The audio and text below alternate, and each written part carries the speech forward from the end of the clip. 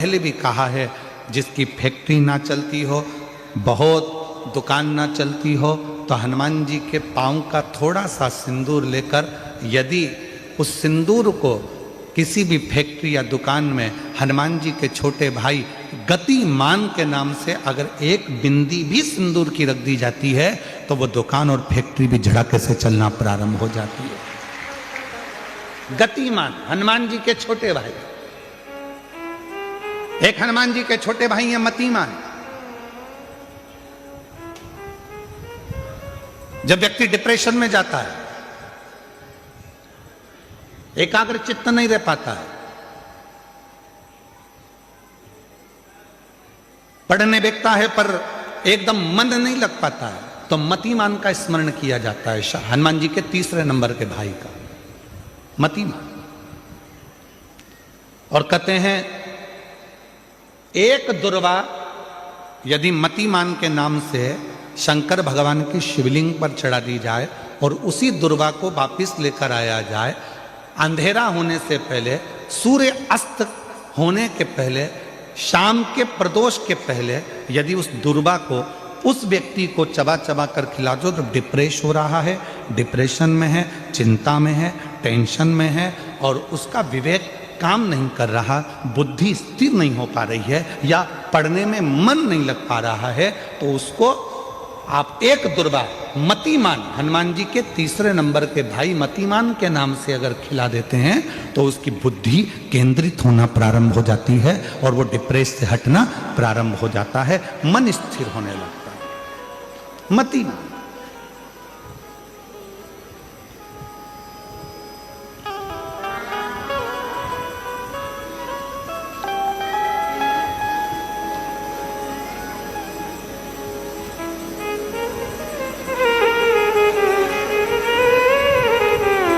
और एक नाम आता है व्रतिमान।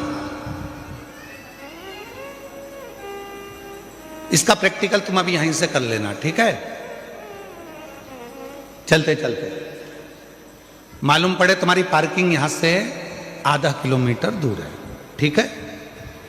अरे बोलो तो जम के, आधा किलोमीटर दूर तुम्हारी पार्किंग है और तुम्हारी उम्र लगभग बहुत हो गई, मालूम पड़े तुम थोड़े वृद्ध हो गए हो और तुम्हारा घुटना दुख रहा है, तुम्हारी कमर दुख रही है, चलते चलते बड़ी मुश्किल से तुम कथा स्थल तक पहुंचे हो। अब मन में आ रहा है कि मुझे वापस पार्किंग तक जाना है, कैसे जाऊंगी, पाँव तो दुख रहा है। तो एक काम आज चलते चलते करना कि कहीं सीवर वाला महाराज झूठ तो नहीं बोल रहा है, तो प्रैक्टिकल करके जाना। क्या करोगे, यहाँ से जाते समय आप जब जा रहे हो और आपके शरीर का कोई अंग जब दुख रहा है तो श्री शिवाय नमस्तुभ्यम कहकर श्री व्रतिमान हनुमान का स्मरण करो। किसका स्मरण करना है? जम के बोलो, व्रतिमान हनुमान। व्रतिमान हनुमान का स्मरण करके कहीं पर भी बैठकर अपने पांव की छोटी वाली जो उंगली है उसको जम के दबाना और दबाने के बाद चल देना। जिस जगह पर भी दर्द हो रहा होगा मेरा बाबा आपको मंजिल तक पहुंचाएगा, दर्द होने नहीं देगा। कल नहीं करना, प्रैक्टिकल आज ही करना। काल करे सो आज कर।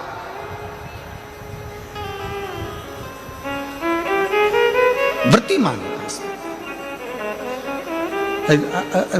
आज करेंगे गुरुजी, 3 महीने में फर्क दिखेगा। तुम तो आज की आज का बताओ ना कि आज की आज में फल कैसे मिले। तुम बिल्कुल तैयारी में बैठो। जाते जाते व्रतिमान हनुमान भगवान श्री शिवाय नमस्तुभ्यम का स्मरण कर कर एक ऊर्जा के साथ, ताजगी के साथ चलते जाओ। शिव थोड़ा बहुत नहीं देते, मेरे भगवान देते हैं छप्पर फाड़ कर।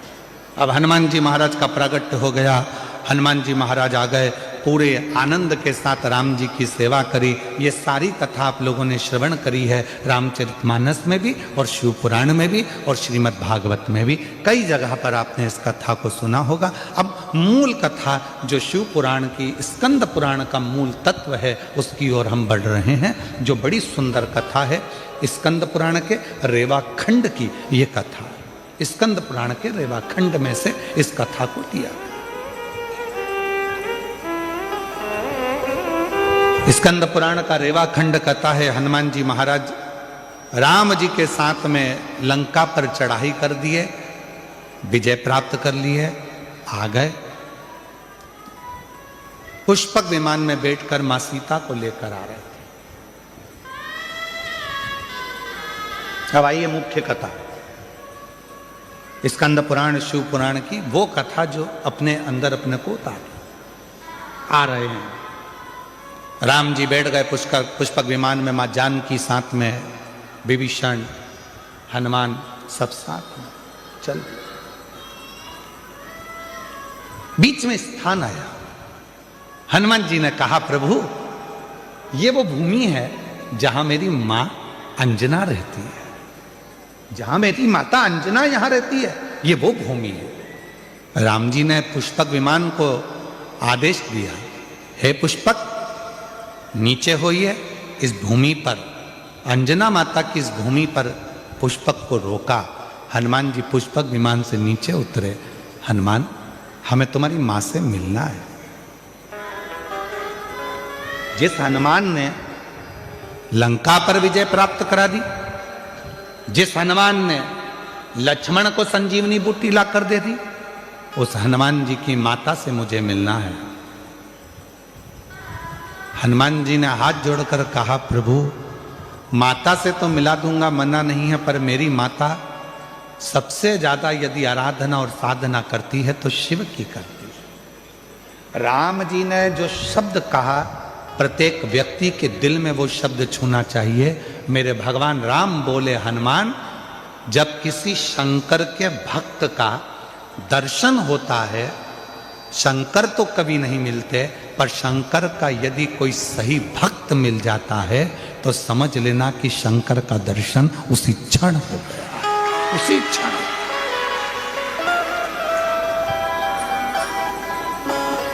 उसी क्षण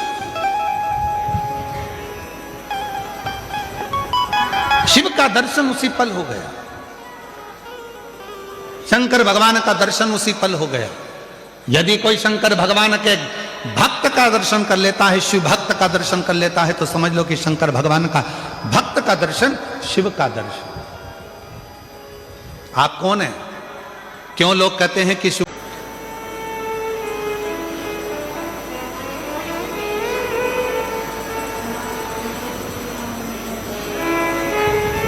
जिंदगी में सब कुछ प्राप्त करना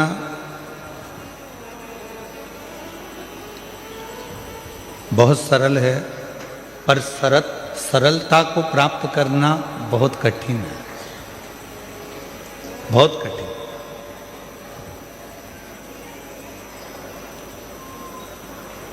और जिस व्यक्ति ने अपनी जिंदगी में सरलता को प्राप्त कर लिया, समझ लेना कि वो उन्नति की सीढ़ी पर चढ़ना प्रारंभ कर लिया और वो उन्नति की ओर आगे बढ़े।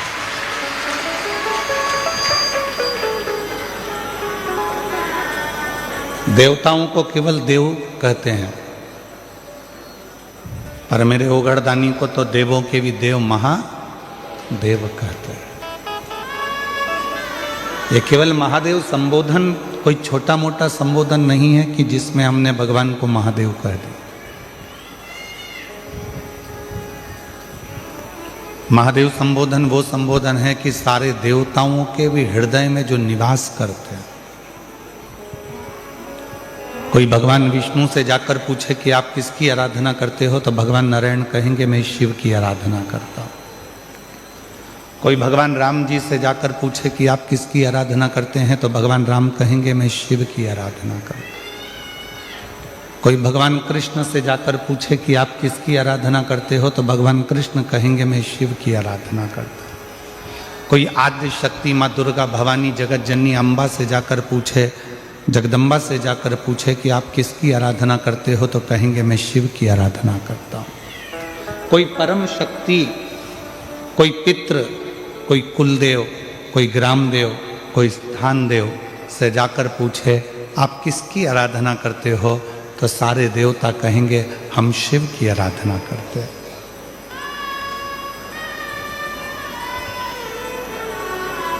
क्यों? क्योंकि शिव क्षमा की मूर्ति है, उनमें भोलापन है, सहजता है, नम्रता है, और वो नम्रता उनको बड़ा बनाती है। आप बहुत बड़े बन गए, पर आपके भीतर अगर वो नम्रता नहीं आ पाई तो आपके जीवन में आप कुछ नहीं कर पाए।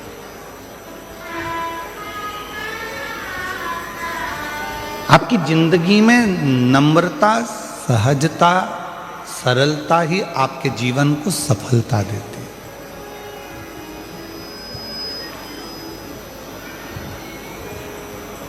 और देख लिया संसार हमने, देख लिया सब मतलब के यार हमने, देख लिया झूठे नाते झूठे रिश्ते, झूठे नाते झूठे रिश्ते, अरे झूठा है संसार हमने देख लिया सब मतलब के यार हमने देख लिया, देख लिया संसार हमने देख लिया।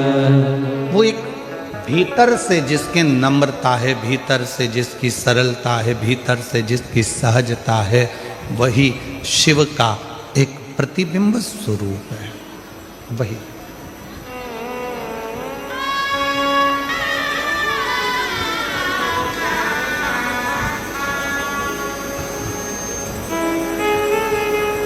छोटू भाई, जब मिश्रा जी और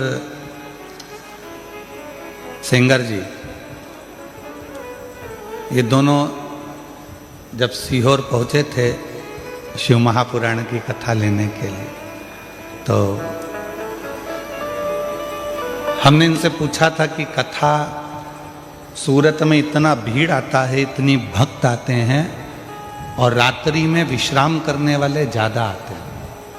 छोटू भाई, कभी मौका मिले तो आप लोग सब रात का आप तो दर्शन कर रहे होंगे, रात्रि को विश्राम करने वाले ज़्यादा होते हैं, क्योंकि सबको मालूम है रात्रि विश्राम कर कर सुबह कथा सुनकर बाबा की मिट्टी को अपने शरीर में लगाकर बाबा से अपनी मनोकामना पूर्ण कर कर जाना है सब। तो हमने मिश्रा जी से भी कहा, सेंगर जी से भी कहा कि भक्त बहुत आएंगे, कैसे व्यवस्था हो पाएगी, आप लोग कर लेंगे? तो इन्होंने कहा था, आप कहते हो कि शिव जी किसी ना किसी रूप में आते हैं। तो छोटू भाई, मिश्रा जी और सेंगर जी ने एक ही बात कही थी कि कहीं ना कहीं कोई ना कोई मिलेगा और शिव संभालेंगे। और मुझे लगता है आप ऐसे मिले इनको कि कहीं ना कहीं बाबा की कृपा से ये पवित्र कथा हो। मैं लड्डू गोपाल महाराज जी से भी, आज गौशाला के महाराज जी को भी कहूँगा, कहीं ना कहीं शिव की भक्ति को।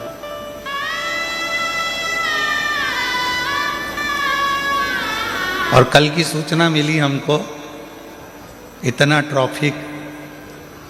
ट्रैफिक, मुंबई में भी कथा करी तो भी इतने घंटे का जाम नहीं लगा। जो तुम इतनी लाखों की संख्या में पहले दिन आ गए कि पूरी गाड़ियां ठस ठस रही।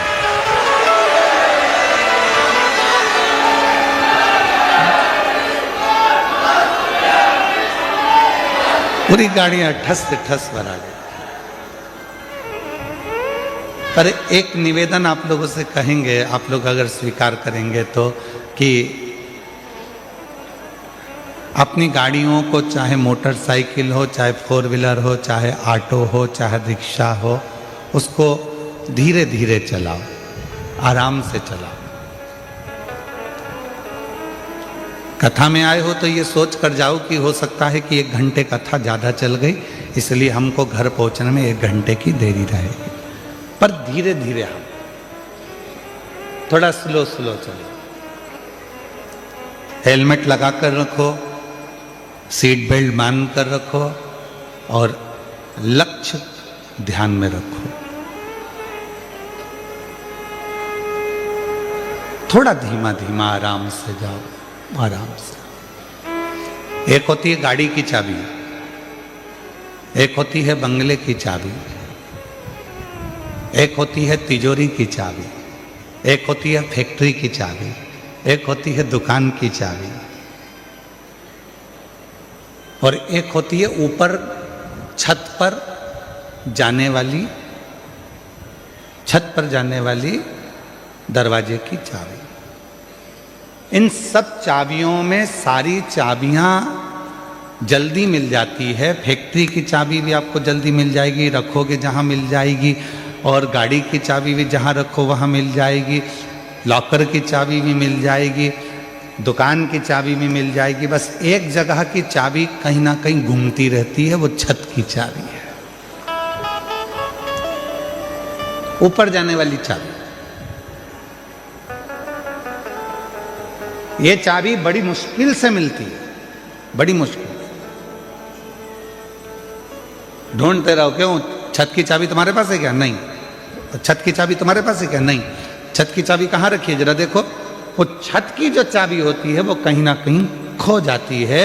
उसी तरह संसार में, दुनिया में धन दौलत संपदा की चाबी तो कहीं पर भी प्राप्त हो सकती है, पर शंकर के पास जाने वाली चाबी खोई हुई है। उसको ढूंढना शिव महापुराण में है। उसको खोजने के लिए हम भगवान शंकर की अविरल कथा में आए। हम भगवान शिव की पवित्र कथा में उस चाबी को खोजने के लिए आए। उस चाबी,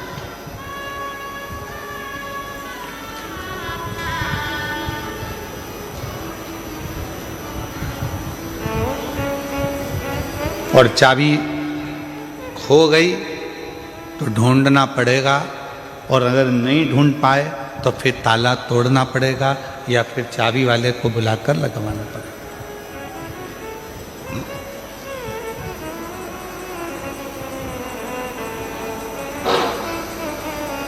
दुनिया के लोग कहते हैं कि शिव मिलेगा कैसे, शंकर कैसे प्राप्त हो?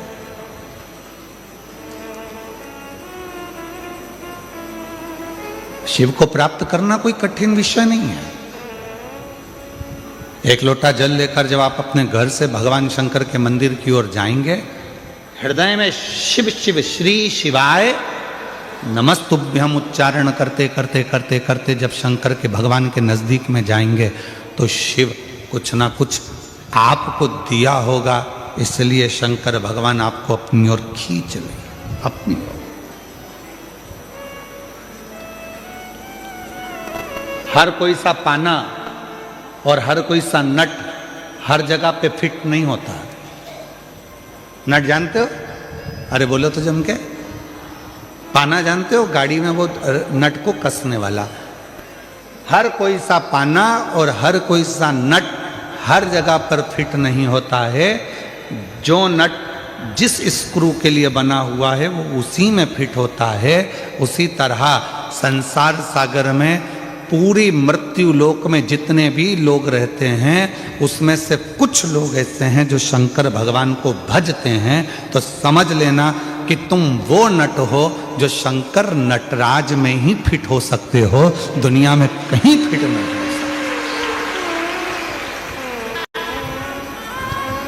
किसी की सामर्थ्यता नहीं कि आपको वो फिट कर दे।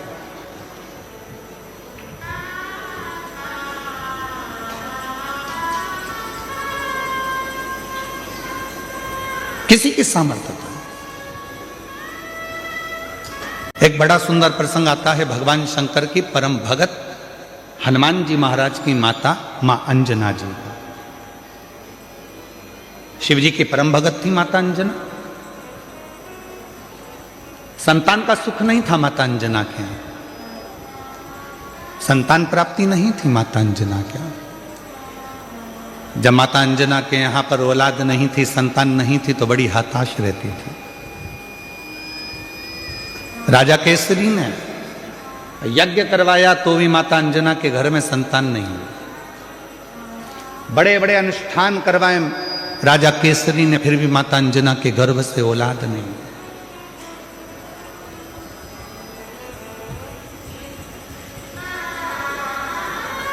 बहुत कठिन। यज्ञ करवाए, अनुष्ठान करवाए, साधना करवाई, व्रत करवाए, उद्यापन करवाए, पर अंजना के घर में मां अंजना के यहाँ संतान का सुख नहीं, सब कुछ करा। और यही की यही तो भगवान कृष्ण के यहाँ भी हुआ था। भगवान कृष्ण की 16,108 रानियां, और 16,108 रानियों से जब संतान नहीं हुई भगवान कृष्ण के यहाँ, तब भगवान कृष्ण ने गर्गाचार्य बाबा से पूछा कि मेरे घर में औलाद क्यों नहीं होती है, क्या कारण है, मेरे घर संतान नहीं है। भगवान कृष्ण ने गर्गाचार्य बाबा को बुलाकर पूछा तो गर्गाचार्य बाबा ने कहा, एक कृष्ण, तुम एक एक रानी के साथ में 11-11 दिन तक शंकर भगवान के पार्थिव लिंग का पूजन करो तो तुम्हारे घर में औलाद जरूर होगी। और भगवान कृष्ण 16,108 रानियों के साथ में एक एक रानी के साथ में बैठकर 11-11 दिन तक शंकर भगवान के पार्थिव शिवलिंग का पूजन करा। तब भगवान शंकर प्रसन्न होकर वर दे दिए, हे कृष्ण, तुमने अपनी रानियों के साथ 16,108 रानियों के साथ एक एक रानी के साथ अलग अलग बैठकर मेरा 11-11 दिन तक पूजन करा है। मैं तुम्हें वर प्रदान करता हूं कि तुम्हारी एक एक रानी से 11-11 संतान होगी। और भगवान शंकर की कृपा से भगवान कृष्ण के घर में 1,77,186 बच्चे हुए, ये शिव की कृपा से। 10 छोरा 1 छोरी, 10 लड़का 1 लड़की, 10 डीकरा 1 डीकरी, और महाराष्ट्र में कहते 10 मुलगा 1 मुलगी। शिव की कृपा से।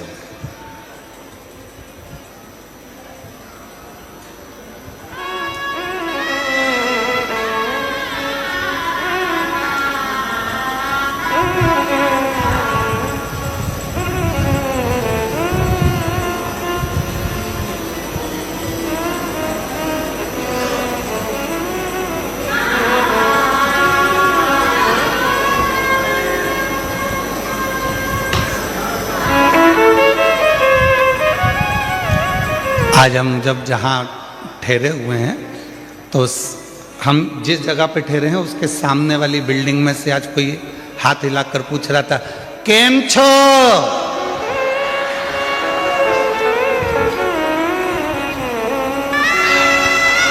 हमने कहा मजा में। फिर हमने पूछा तुम केम छो? तो वो बोला नीचे वाले तुमसे मिलने नहीं दे रहे तो क्या केम छो, मिलने भी तो दे।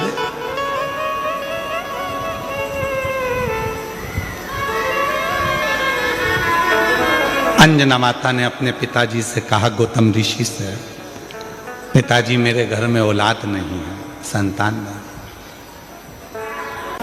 इसीलिए मेरा तू ही तो हमदर्द है जिसे हर दर्द कहता हूँ, दुनिया के आगे प्रभु चुपचाप मेरे दुनिया के आगे प्रभु चुपचाप मेरे मेरा तू ही तो हमदर्द है जिसे हर दर्द कहता मेरा तू ही तो हमदर्द है जिसे हर दर्द कहता आया नजर ना कोई भी अपना जब मुझको दरकार थी, जब मुझको दरकार थी तब मेरे पथ का जीवन के रथ का तू ही बना सारथी, तू ही बना सारथी। भोले ने करी है कदम पे ये मेहरबानियाँ, मेरा तू ही तो हमदर्द है, जिसे हर दर्द कहता हूँ। मेरा तू ही तो हमदर्द है, जिसे हर दर्द कहता हूँ। किससे कहें?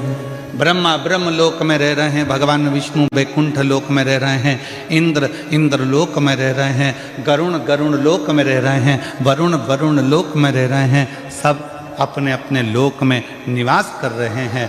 केवल एक 33 कोटि देवता में केवल एक देवता है, वो देव अधिदेव महादेव है, जो इस पृथ्वी पर रहता है।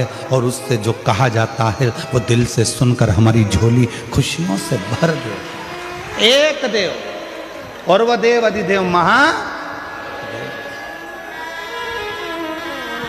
बोल बम का नारा है,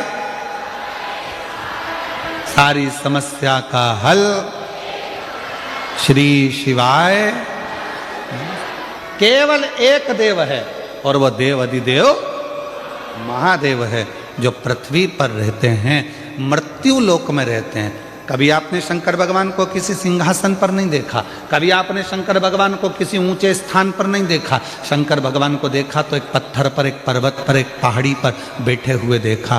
क्यों? ये पहाड़ी, ये पत्थर, ये पर्वत सब मृत्यु लोक में हैं, इसलिए मेरा शिव भी इस पृथ्वी लोक में, मृत्यु लोक में रहता।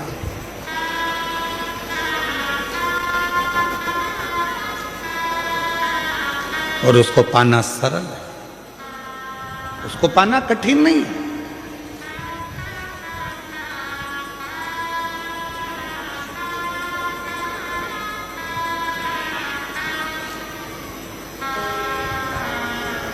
शिव कथा कह रही है, माता अंजना के घर में औलाद नहीं थी। गौतम बाबा ने उनको समझा दिया कि शिव की आराधना कैसे करना है। उन्होंने शंकर की आराधना करना प्रारंभ कर दिया। कोई साधारण भक्ति माता अंजना ने नहीं करी, शिव जी से लगन लगाकर बैठ गई। शंकर भगवान से अब केवल संतान नहीं, शंकर भगवान को तो अब ये विचार कर कर बैठी है कि मेरे घर में अगर औलाद हो तो शिव ही मेरे घर में संतान के रूप में जन्म। इतनी श्रेष्ठ भक्ति माता अंजना ने कर ली, इतनी प्रखर भक्ति माता अंजना ने कर ली। और मेरी कई जीजियां कहती हैं, एक पत्र है उसमें उन्होंने लिखा,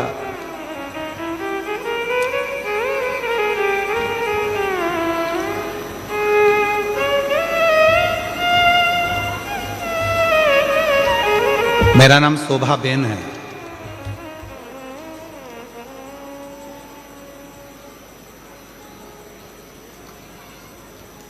मैं सूरत से हूं। गुरुदेव कहीं बैठी हूं सूरत से, शोभा बेन।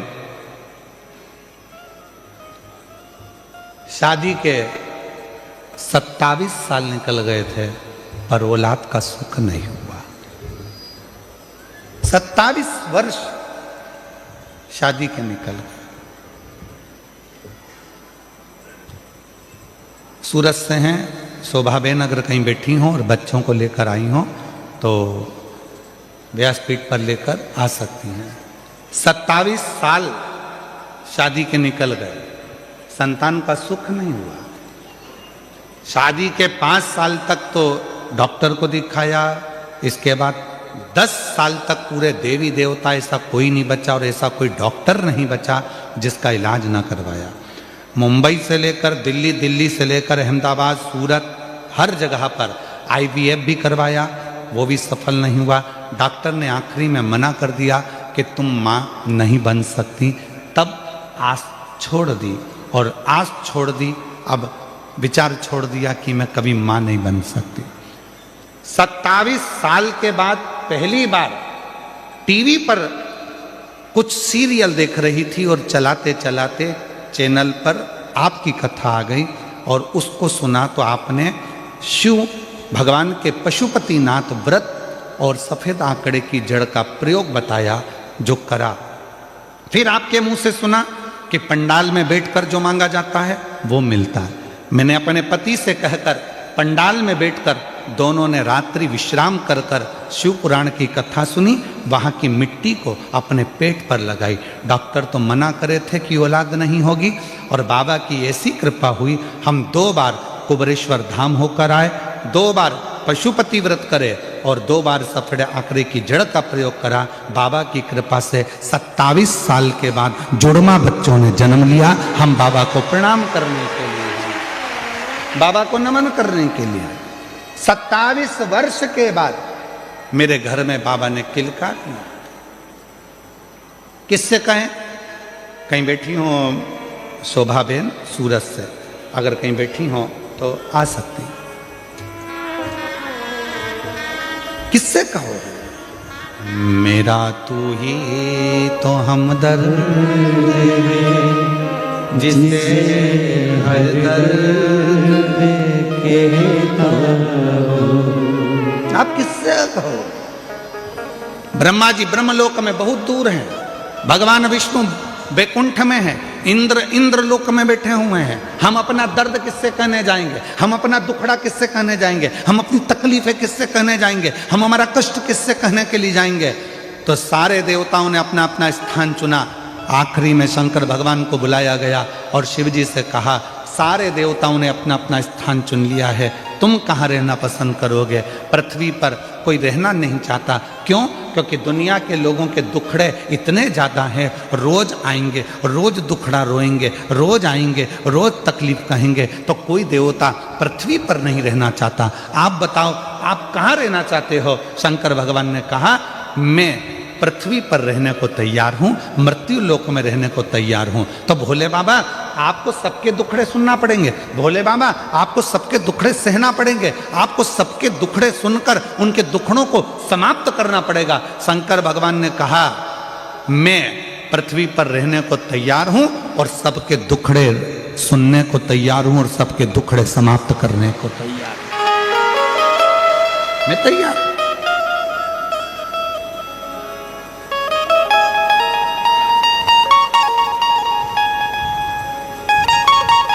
कोई तकलीफ नहीं मुझे।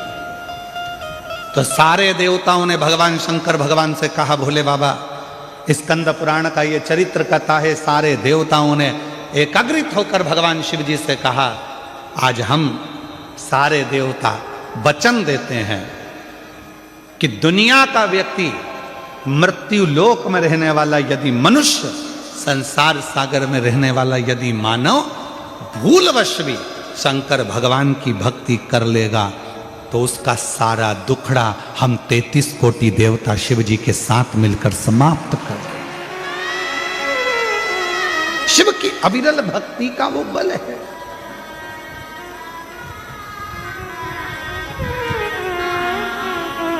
मेरा तू ही तो हमदर्द है, जिसे हर दर्द कहता हूं। आप उसको कहेंगे, स्वीकार। माता अंजना का चरित्र कहता है, शिव की भक्ति में माता अंजना जी लग गई।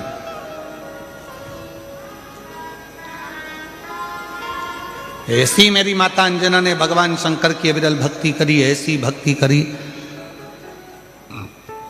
परीक्षा ली। शंकर भगवान ने पार्वती जी को भेजा, भोलेनाथ जी ने जाकर कहो अंजना को कि क्या चाहिए, क्यों इतनी कड़क भक्ति कर रही हो,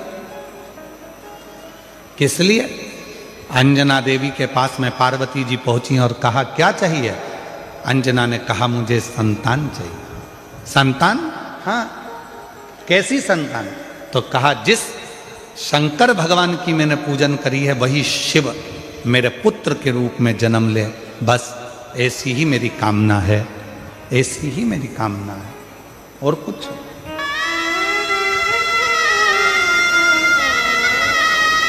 शिव मेरे घर में जन्म ले।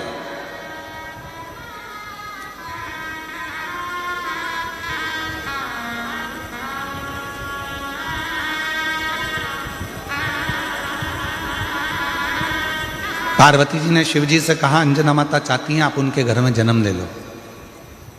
शंकर भगवान ने कहा कि मैं आज जन्मा हूं, मेरा कभी जन्म नहीं होता।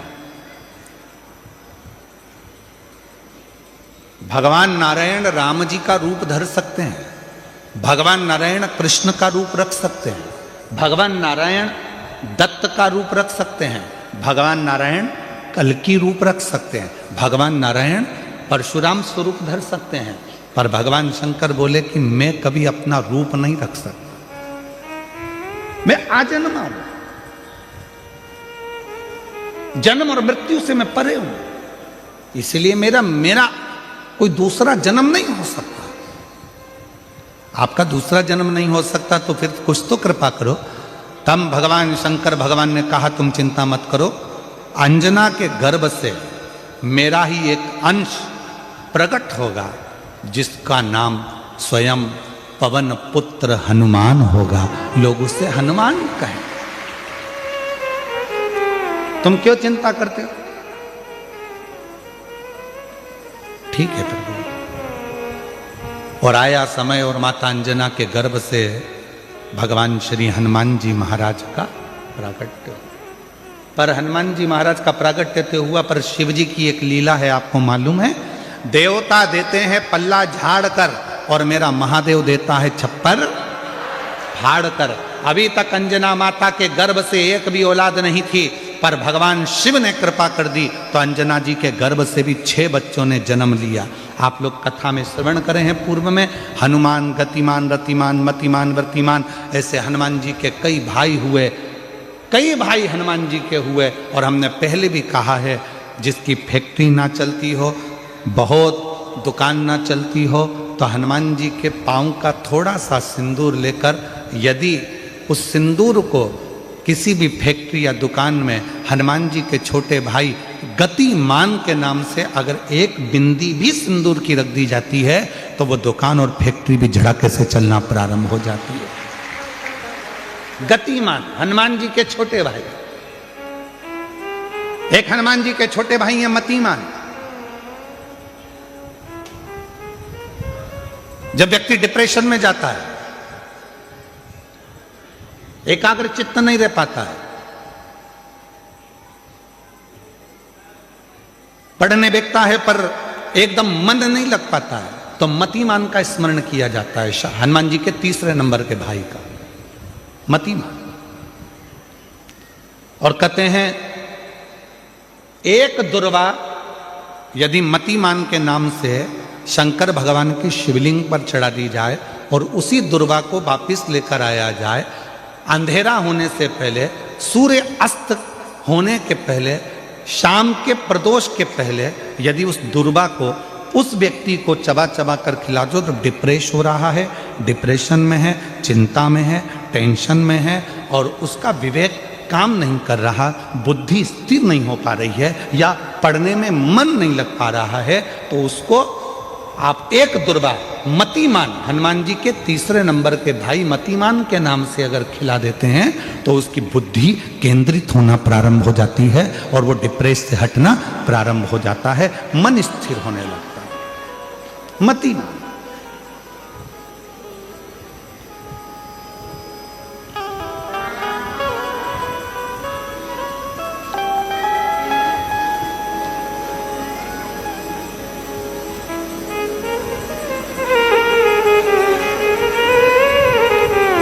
और एक नाम आता है व्रतिमान। इसका प्रैक्टिकल तुम अभी यहीं से कर लेना, ठीक है? चलते चलते मालूम पड़े तुम्हारी पार्किंग यहां से आधा किलोमीटर दूर है, ठीक है? अरे बोलो तो जम के, आधा किलोमीटर दूर तुम्हारी पार्किंग है और तुम्हारी उम्र लगभग बहुत हो गई, मालूम पड़े तुम थोड़े वृद्ध हो गए हो और तुम्हारा घुटना दुख रहा है, तुम्हारी कमर दुख रही है, चलते चलते बड़ी मुश्किल से तुम कथा स्थल तक पहुँचे हो। अब मन में आ रहा है कि मुझे वापस पार्किंग तक जाना है, कैसे जाऊंगी, पाँव तो दुख रहा है। तो एक काम आज चलते चलते करना कि कहीं सीवर वाला महाराज झूठ तो नहीं बोल रहा है, तो प्रैक्टिकल करके जाना। क्या करोगे? यहाँ से जाते समय आप जब जा रहे हो और आपके शरीर का कोई अंग जब दुख दुख रहा है तो श्री शिवाय नमस्तुभ्यम कहकर श्री व्रतिमान हनुमान का स्मरण कर। किसका स्मरण करना है? जम के बोलो, व्रतिमान हनुमान। व्रतिमान हनुमान का स्मरण करके कहीं पर भी बैठकर अपने पांव की छोटी वाली जो उंगली है उसको जम के दबाना और दबाने के बाद चल देना। जिस जगह पर भी दर्द हो रहा होगा मेरा बाबा आपको मंजिल तक पहुंचाएगा, दर्द होने नहीं देगा। कल नहीं करना, प्रैक्टिकल आज ही करना। काल करे सो आज कर।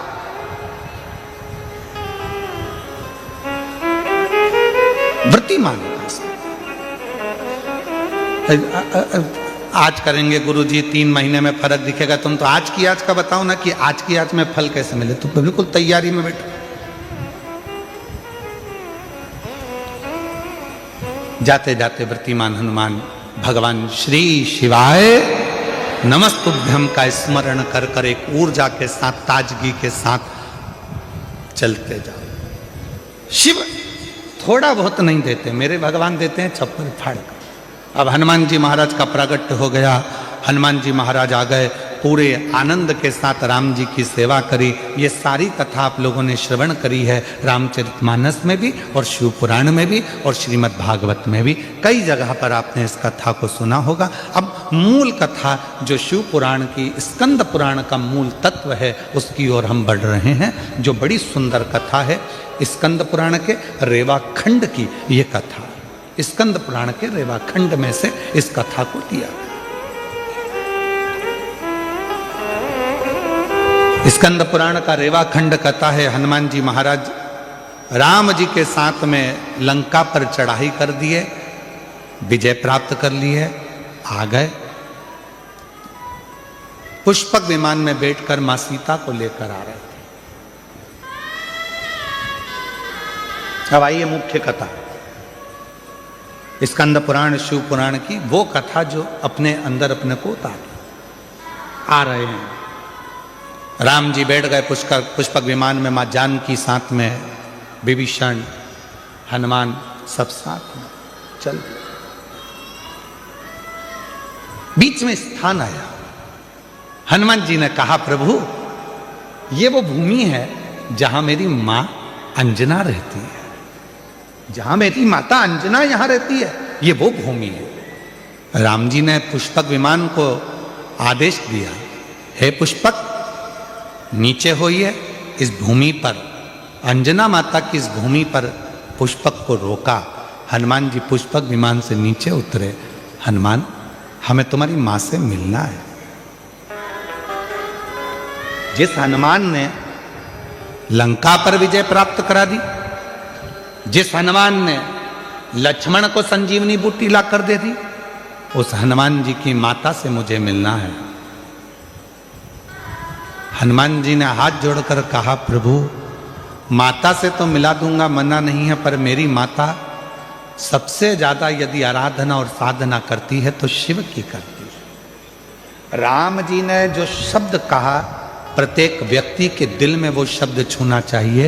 मेरे भगवान राम बोले, हनुमान जब किसी शंकर के भक्त का दर्शन होता है, शंकर तो कभी नहीं मिलते, पर शंकर का यदि कोई सही भक्त मिल जाता है तो समझ लेना कि शंकर का दर्शन उसी क्षण हो गया, उसी क्षण।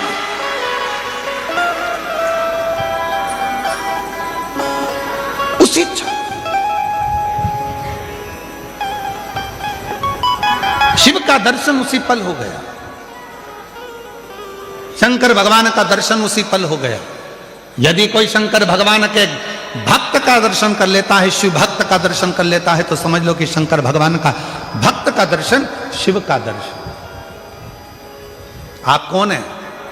क्यों लोग कहते हैं कि शिव महापुराण के कथा के पंडाल में जाकर बैठो और आपकी मनोकामना पूर्ण हो जाती है, कथा के पंडाल में जाकर बैठो शिव पुराण के और आपका मनवांछित फल प्राप्त हो जाता है। आखिर शिव महापुराण के कथा के पंडाल में ऐसा होता क्या है?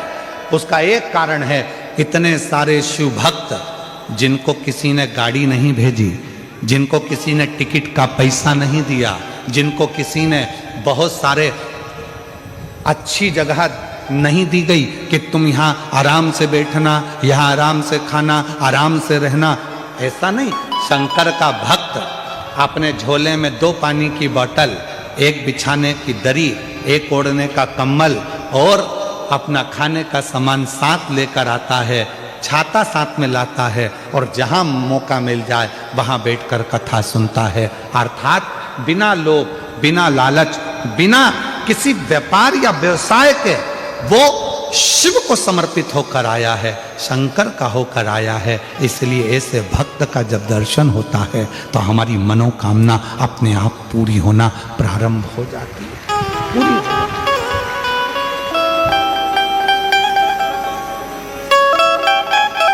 एक पत्र है, अच्छा है।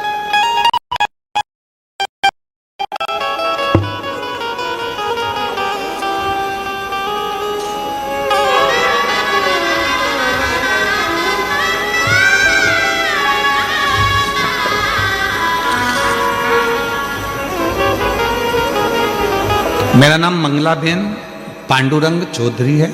मैं डिंडोली सूरत में रहने वाली हूँ। कहीं बैठी हो तो हाथ हिला सकती हैं।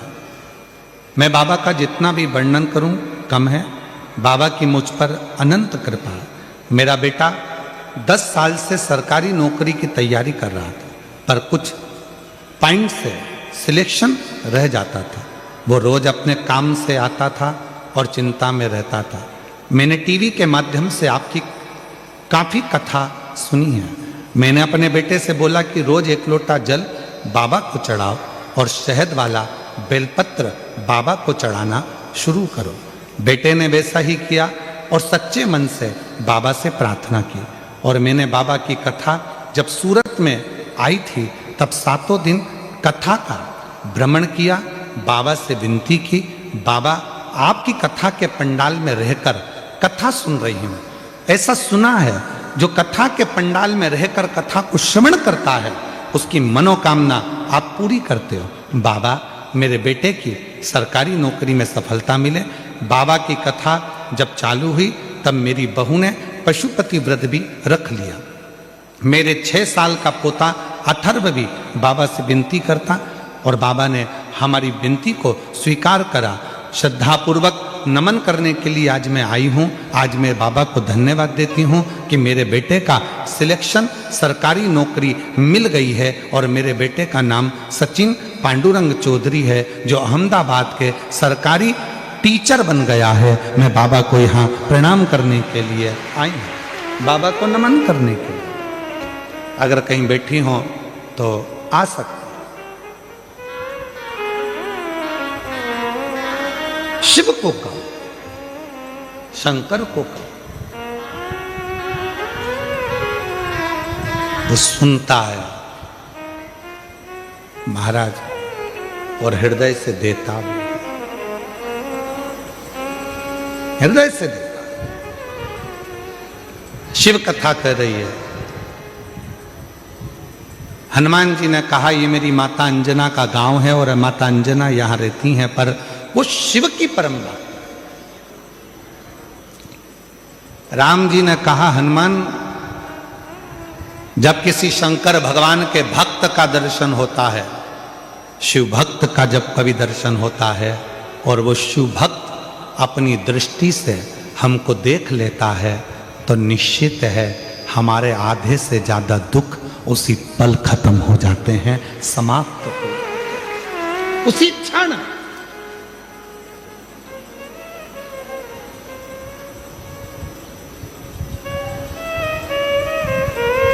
इसीलिए हमको लगता है ज्यादातर भक्त लोग, कोई शिव भक्त मिलता है तो जम के आवाज लगा देते हैं हर हर महादेव।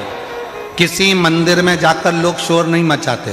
द्वारकाधीश के मंदिर में जाओ कोई शोर मचाता नहीं मिलेगा, जगन्नाथ जी के मंदिर में जाओ कोई शोर मचाता नहीं मिलेगा। जितने भी भारत की भूमि पर स्वामी नारायण आदि मंदिर हैं वहां दर्शन करने के लिए जाओ कोई शोर मचाता नहीं मिलेगा। जितने भी बड़े बड़े मंदिर हैं किसी मंदिर में कोई शोर मचाता नहीं मिलेगा।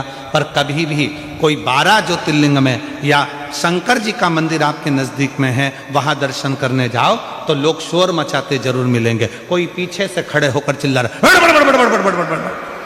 कोई जम के चिल्ला रहा हारा हारा, कोई कहीं से आवाज लगा रहा बम बम बोले, जहां मर्जी पड़ती है लोग वहां से आवाज लगाना चालू कर देते हैं, शोर मचाते हैं, चिल्लाते हैं।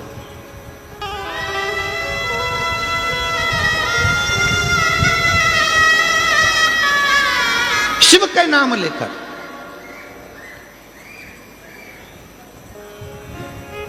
आप में से कई लोगों ने श्रीमद् भागवत कथा सुनी होगी, आप में से कई लोगों ने राम कथा सुनी होगी, आप में से कई लोगों ने विष्णु पुराण सुनी होगी, आप में से कई लोगों ने देवी भागवत सुनी होगी, ना जाने कितने कितने पुराण शास्त्र आपने सुने होंगे। सारे पुराण और शास्त्र उठाकर देखिए, एक भी पुराण शास्त्र ये नहीं कहेगा कि किसी भी असुर ने, राक्षस ने शंकर भगवान को युद्ध के लिए ललकारा।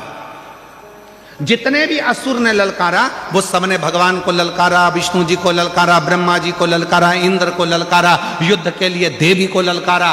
पर किसी भी असुर ने, किसी भी राक्षस ने, किसी भी असुर ने, किसी भी दानव ने भगवान शंकर को युद्ध के लिए नहीं ललकारा। क्यों नहीं ललकारा? देवता तो देवलोक में रहते थे, भगवान विष्णु तो भगवान शंकर तो पृथ्वी पर रहते थे, तो यहां तो शंकर भगवान को ललकार देना था। पर शंकर भगवान को एक ने भी नहीं ललकार, शिव जी को कोई ललकारता ही नहीं था युद्ध के लिए, कि कोई नहीं कहता था आओ शंकर भगवान मुझे तुमसे युद्ध लड़ना है। देव राक्षसों ने कहा, असुरों ने कहा, हे नारायण आओ मुझे तुमसे युद्ध लड़ना है, ब्रह्मा जी मुझे तुमसे युद्ध लड़ना है, इंद्र मुझे तुमसे युद्ध लड़ना है, हे शक्ति मुझे तुमसे युद्ध लड़ना है। सारे देवी देवताओं को असुरों ने ललकारा, पर शंकर भगवान को एक भी असुर नहीं ललकारता था। कारण क्या था? उसका एक कारण था कि जितने देवता थे, 33 कोटि देवता, जितने देवता थे, शंकर भगवान के पास में जैसे तुम्हारे घर में 15 सदस्य हैं या 5 सदस्य हैं या 6 सदस्य हैं, 9 सदस्य हैं, 10 सदस्य हैं, तुम्हारे घर में जितने सदस्य हैं, प्रत्येक सदस्य के पास में जैसे 33 कोटि देवता हैं और 33 कोटि देवता में एक देवता के पास में जितना बल है, एक देवता के पास में जितनी सेना है, स्कंद पुराण कहती है, लिंग पुराण कहती है, शिव पुराण कहती है कि 33 कोटि देवता और 33 कोटि देवताओं से अंदाजा लगाना कि एक देवता की गिनती में अगर हम लेते हैं तो ऐसे मिलाकर 33 कोटि देवता होते हैं, और 33 कोटि देवता के 33 कोटि गण शिव जी के पास हैं। अब तुम घर जाके जरा अंदाजा लगाना कि कितने हो गए। मतलब शंकर भगवान के पास में 33 कोटि अगर देवता हैं तो 33 कोटि देवता के 33 कोटि कोटि गण हैं शिव जी के पास। शास्त्र कहता है शंकर भगवान के गण जब जम के चिल्लाते थे, एक साथ जब आवाज लगाते थे और जो चिल्लाकर दौड़ते थे, तो जितने भी असुर हैं उनकी धर्म पत्नियां जो गर्भ से होती थीं उनका गर्भ गिर जाता था और असुरों के कान में से रक्त बहना प्रारंभ हो जाता था। युद्ध की तो जरूरत ही नहीं पड़ती थी, गणों के चिल्लाने से ही असुर मर जाते थे, प्राण छूट जाते थे चिल्लाने से।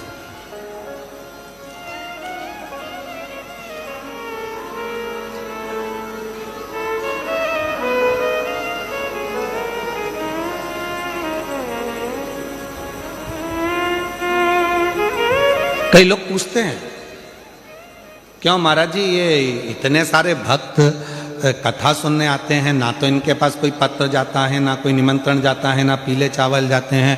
अगर कोई राजनेता को भी सभा करना पड़ती है तो गाड़ियां लगाना पड़ती है, गाड़ियां भेजना पड़ता है, तब लोगों को बुलाना पड़ता है। और साथ में बुलाओ तो बुलाओ, भोजन का टिफिन भी हाथ से दो और उनके लिए पूरी व्यवस्था करो, कुर्सी लगाओ, ये लगाओ, वो लगाओ, सम्मान दो, गाड़ी भेजो, घोड़ा भेजो, समय पे लाओ, समय पे छोड़ के आओ। पर ये शिव पुराण एक ऐसी कथा है जिसमें ना तो पीले चावल दिए जाते हैं, ना निमंत्रण दिया जाता है, ना किसी के यहाँ पत्र भेजा जाता है, ना किसी के यहाँ जाकर कहा जाता है। उसके बाद भी ये लाखों लाखों शिव भक्त अपने आप आ जाते हैं। उसका क्या कारण है? उसका एक कारण है, स्कंद पुराण कहती है, ये जितने शंकर के भक्त संसार में रहते हैं, ये शंकर भगवान के पूर्व में कोई रिश्तेदार रहे होते हैं जो शंकर की डमरू की आवाज सुनकर दौड़ पड़ते हैं और कथा में आकर बैठते हैं। शिव के गण है।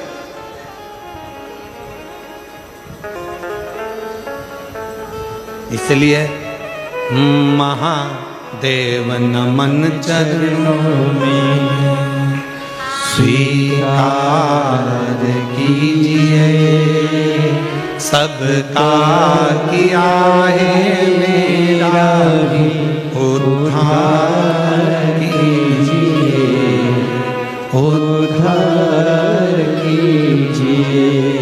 हे त्रिकुंडधारी, हे त्रिशूलधारी, हे त्रिपुंडधारी, हे त्रिशूलधारी, चरणों में तेरे बाबा जी पावन है चारों धाम, तेरी देव करते वंदना, पूजे सीताराम।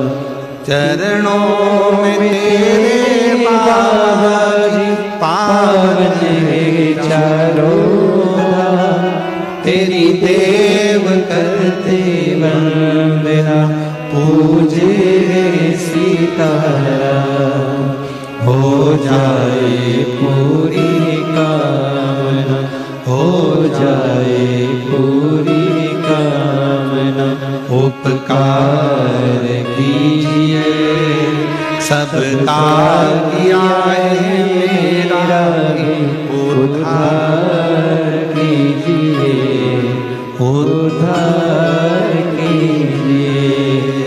हे त्रिपुंडधारी, हे त्रिशूलधारी, हे त्रिपुंडधारी, हे त्रिशूलधारी। अब जरा विचार करिएगा,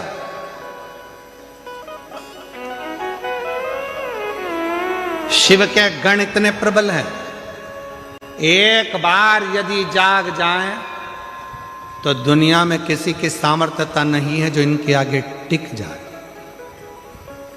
ये कथा संत, साधु, महात्मा, प्रवचन क्या कर रहे हैं? आपको जगाने का काम ही तो कर रहे हैं, ये जगाने का ही तो काम कर रहे हैं। आज जो बांग्लादेश में हो रहा है, हिंदुओं को पूछकर जिंदा की जिंदा लटकाकर उसमें आग लगाई जा रही है। आज जो बांग्लादेश में हो रहा है, हिंदुओं को पूछकर जो जिंदा लटकाकर आग लगाई जा रही है, वो दिखाया जा रहा है, वो दिखाने का प्रयास कर रहे हैं।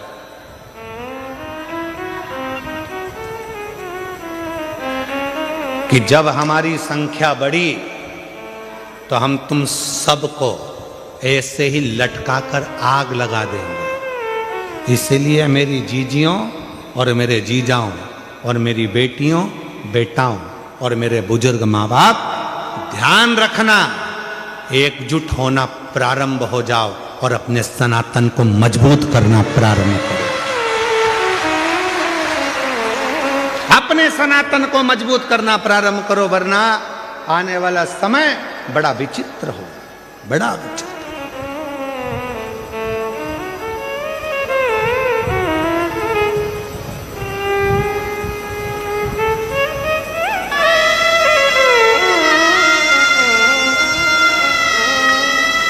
वो तो आपके गुजरात के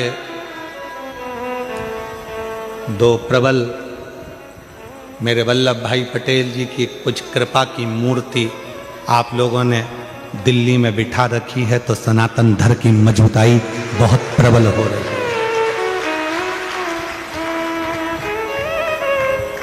सनातन धर्म प्रखर हो रहा है, प्रबल हो रहा है।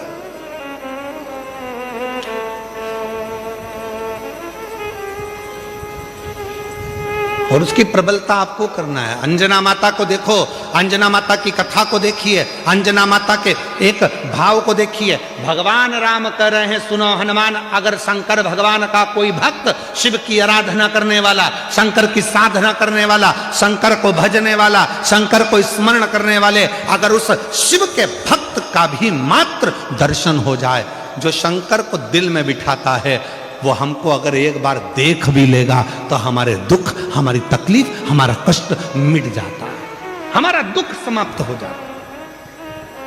अब इसमें ना जाने कितने शंकर के भक्त आए होंगे, इस पूरी कथा में ना जाने शंकर भगवान के कैसे कैसे भक्त आए होंगे, जो शिव की भक्ति के लिए रात भर ठंड पड़ रही है, पड़े हुए हैं, ठंड में पड़े, खाने को मिला तो ठीक, ना मिला तो ठीक, पड़े। हम नहीं जानते कौन से यूट्यूबर हैं, एक यूट्यूबर ने कोई रील डाली होगी, और वो रील ऑफिस से सीहोर से आशीष के पास आई, तो आशीष ने हमको रील दिखाई, तो उस रील में आशीष ने दिखाया कि कोई दुबई से भी एक बहन यहाँ आई हुई है और कथा के पंडाल में रात रात रुककर कथा का श्रवण कर रही है। वो दुबई वाली बहन कहाँ बैठी है? अगर बैठी हो तो मैं निवेदन करूँगा कि आप ही हैं, आ जाओ आ जाओ आ जाओ। ये दुबई से कथा सुनने के लिए आई और कथा के पंडाल में रात्रि विश्राम कर कर कथा का लाभ ले रही। और मैं उन यूट्यूबर को भी धन्यवाद दूंगा जिन्होंने इनकी रील डाली। अगर वो भी, अगर उनके, उसका नाम तो मुझे मालूम नहीं है और यूट्यूबर कौन सा है वो भी नहीं ध्यान में, पर अगर वो यूट्यूबर अगर यहाँ बैठे हों तो मैं उनको भी निमंत्रण दूंगा कि वो भी पधारें, कि आपकी रील के कारण आज पूरा सनातन धर्म को ये मालूम पड़ रहा है कि शिव की भक्ति कैसे होती है, शंकर की साधना कैसी होती है, शिव की आराधना कैसी होती है, शिव भक्ति कैसी होती है। और फिर निवेदन करूं मैं इस गुजरात की पवित्र भूमि से, सूरत की पवित्र भूमि से, जितने यूट्यूबर हैं, जितने सोशल मीडिया है, और जो आप लोग अपनी चैनल के माध्यम से, अपने यूट्यूब के माध्यम से रील बनाने वाले जितने भी यूट्यूबर हैं, आज आपने सिद्ध कर दिया इस शिव महापुराण की एक एक रील बनाकर कि हमारा सनातन धर्म ऐसा है, हमारे सनातन धर्म की जागरूकता ऐसी। आप सनातन को मजबूत कर रहे हैं। सारे यूट्यूबरों को, जितने भी यूट्यूबर लगे हैं सूरत के, गुजरात के, उन सबको मैं नमन करता हूं, प्रणाम करता हूं, आपकी भक्ति को, आपकी सनातन की जागरूकता को।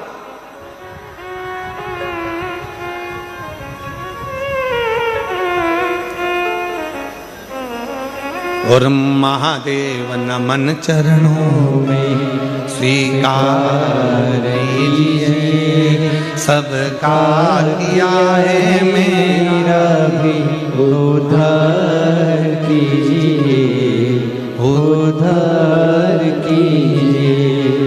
है त्रिपुंडधारी, हे त्रिशूलधारी, हे त्रिपुंडधारी, हे त्रिशूलधारी।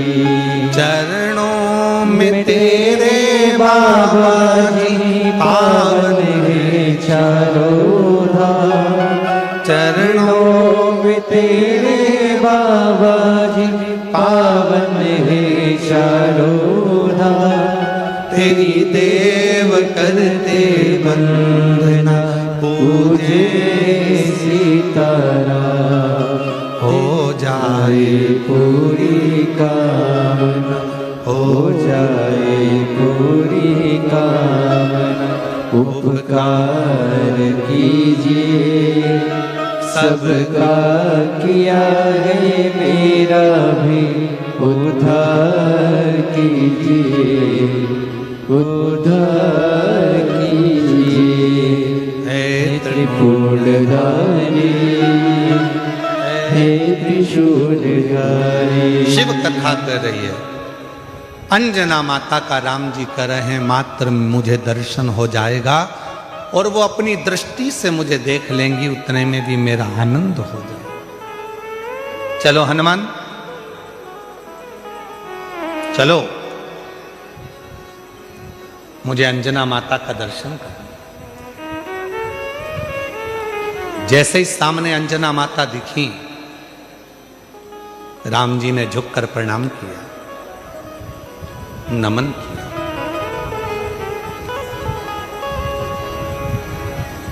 हनुमान जी ने कहा अंजना माता से, ये श्री राम है, ये इनके छोटे भाई लक्ष्मण जी हैं, ये माता जानकी जी हैं। सबको मिलाया। अंजना जी ने कहा कि हनुमान, घर में कुछ पाने के लिए नहीं जाओ, अतिथि आए हैं, इनके लिए कुछ थोड़ा कंदमूल फल लेकर आओ, इनके लिए थोड़ा कंदमूल फल लेकर जाओ। अरे वाह वाह वाह, तेरी कृपा का क्या है भरोसा, कब किस पर हो जाए जरा सी हम पर कर दो, जरा सी हम पर कर दो। तेरी कृपा का क्या है भरोसा, कब किस पर हो जाए जरा सी हम पर कर दो, जरा सी हम पर कर दो। जिस पर भी हो गई तेरी कृपा करुणा, वो भव पार हुआ, भव पार हुआ। पापी हो चाहे जितना, उसका भी बाबा उद्धार हुआ, उद्धार हुआ। गिद्ध अजामन गणिका जैसे तेरे मन को भाए। बच्ची 2 दिन से रो रही है बाहर खड़े होकर, केवल उसको मिलना था। एक बार जोरदार ताली बजाओ, आज व्यासपीठ पे दौड़ के आई है। गिद्ध अजामन गणिका जैसे तेरे मन को भाए, जरा सी हम पर कर दो। मैंने कहा कि हनुमान जाओ, घर में कुछ पाने के लिए नहीं है, तुम जल्दी जाओ दौड़ के कंदमूल फल लेकर। अतिथि आया है, मेहमान आया है। शिव महापुराण की कथा कहती है अतिथि शिव का एक रूप होता है। अतिथि शिव का एक रूप होता है। इसीलिए हमारे यहाँ सनातन धर्म में कहा, शिव महापुराण की कथा के पंडाल में अगर कोई रात्रि रुककर कथा का इंतजार कर रहा है, सुबह स्नान आदि कर कर भगवान शिव की कथा के लिए बैठा हुआ है, इंतजार में डूबा हुआ है, वो कोई साधारण नहीं है, स्वयं मेरा देव अधिदेव महादेव है, शिव है। इसलिए मेरी जीजियों, प्रयास करा करो अपने घर से। अब गुजराती भाषा में तो क्या, गुजरात के लोग तो वैसे भी खाने में और खिलाने में बड़े होशियार होते हैं, और उसमें भी सूरत के।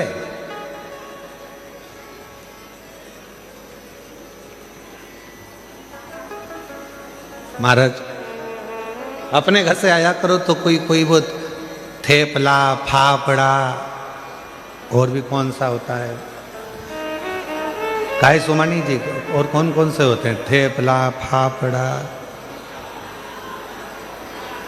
हाँ तुम बोलते जाओ, मैं सुन रहा हूँ। हाँ ठीक है, ठीक है। हाँ कल मंगवा के रखूंगा सब यहीं पर।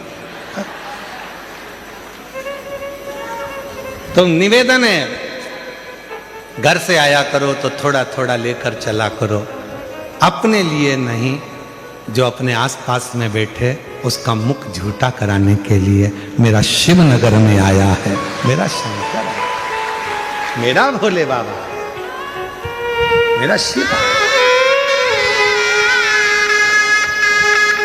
और मेरा शंकर ना जाने किस रूप में कब तुम्हारे सम्मुख में आकर बैठ गया और उसकी कृपा आप पर हो, ये भाव लेकर मुख झूठा।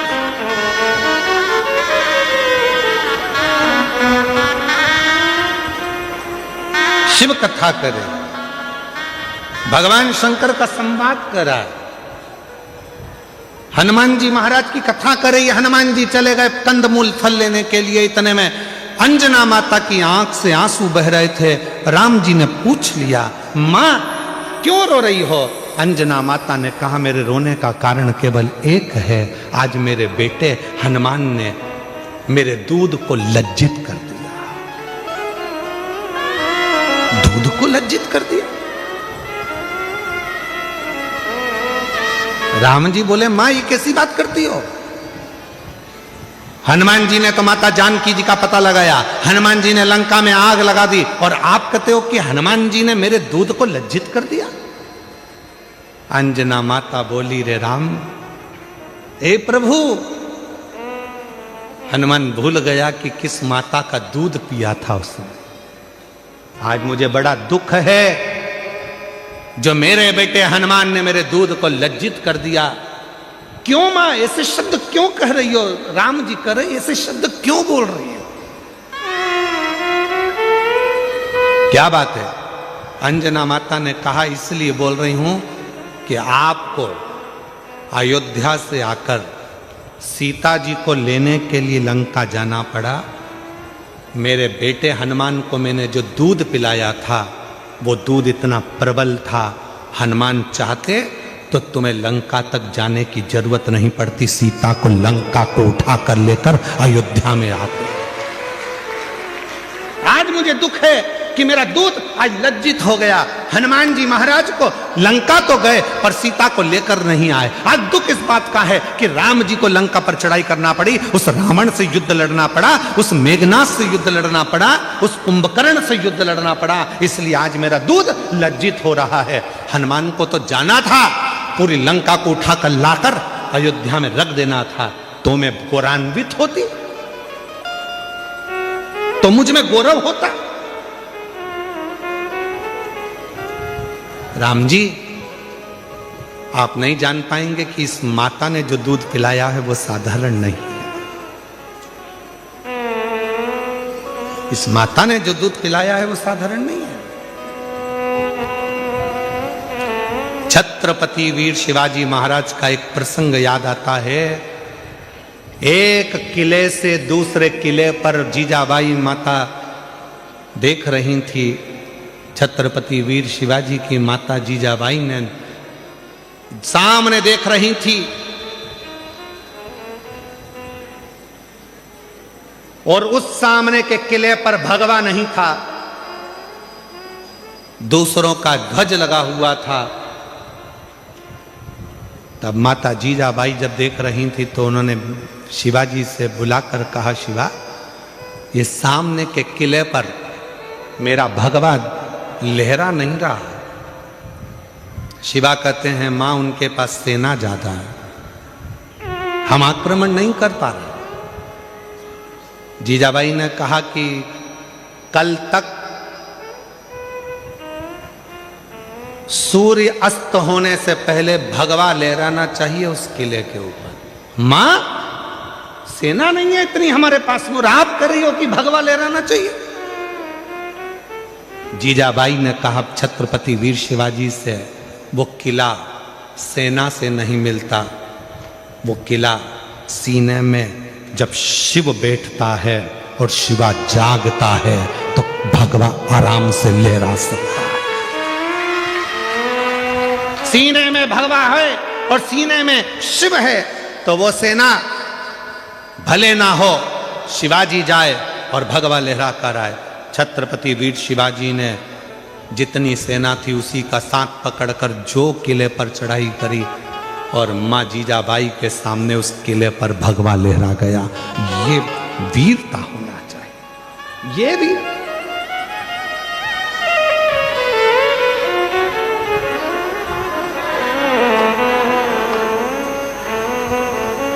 पहले का वीर, पहले का पुत्र, पहले का एक एक युवान व्यक्ति अपने राष्ट्र के लिए समर्पित होता था। आज के जमाने में ना जाने युवानों को हो क्या गया, वो मोबाइल पे इतने समर्पित हो गए कि राष्ट्र के लिए क्या समर्पित हो रहा है,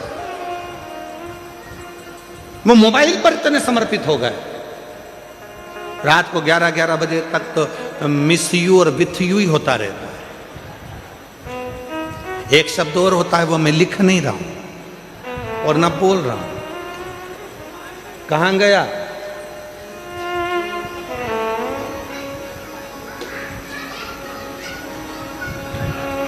आप किसी व्यक्ति से जितना प्रेम करते हो उससे 1 लाख ज्यादा गुना प्रेम अपने भारत भूमि के राष्ट्र से होना चाहिए, अपनी भारत भूमि से होना चाहिए। वो प्रेम हमारे भीतर,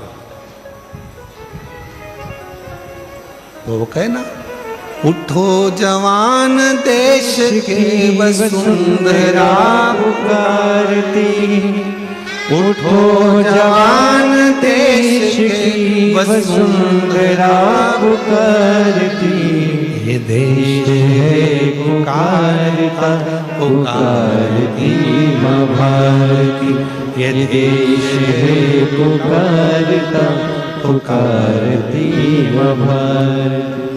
उठो जवान देश की वसुंधरा पुकारती, उठो जवान देश की वसुंधरा पुकारती, ये देश है पुकारता पुकारती माँ भारती, ये देश है पुकारता पुकारती माँ भारती। अपने भीतर वो बल उत्पन्न करिए। हनुमान जी से कहा जाओ तुम जाकर फल लाओ, और इतने में राम जी के सामने मां अंजना की आंख के आंसू थे, और अंजना माता ने कहा मैंने जो दूध पिलाया, आज वो लज्जित हो गया। हनुमान जी चाहते तो पूरी लंका को उठा कर ले आते, और हनुमान जी लेकर नहीं आए, इसका मुझे दुख है। राम जी ने कहा मां ऐसी बात क्यों कहती हो, हनुमान को तो हमने रोका था, नहीं तो हनुमान तो लंका पर चढ़ाई कर कर सीता को कब कर लेकर आ जाते, हमने रोका था।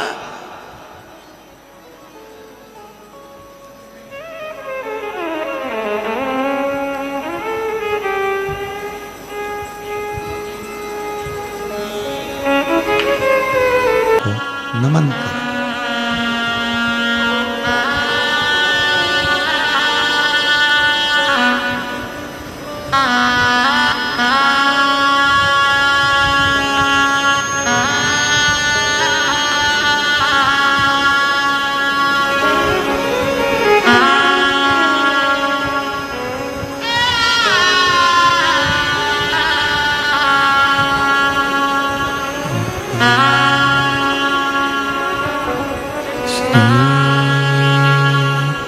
शिवाय नमस्तुभ्यं, श्री शिवाय नमस्तुभ्यं, श्री शिवाय नमस्तुभ्यं, श्री शिवाय नमस्तुभ्यं, श्री शिवाय नमस्तुभ्यं।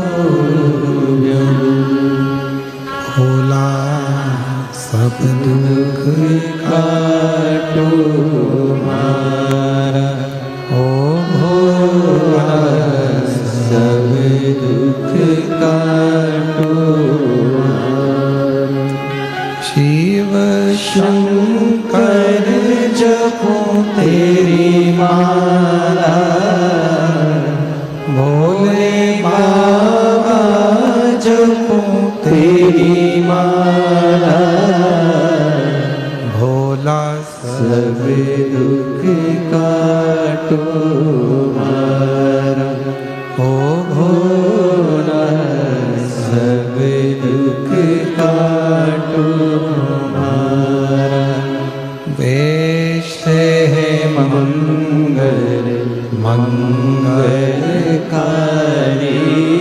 वेश है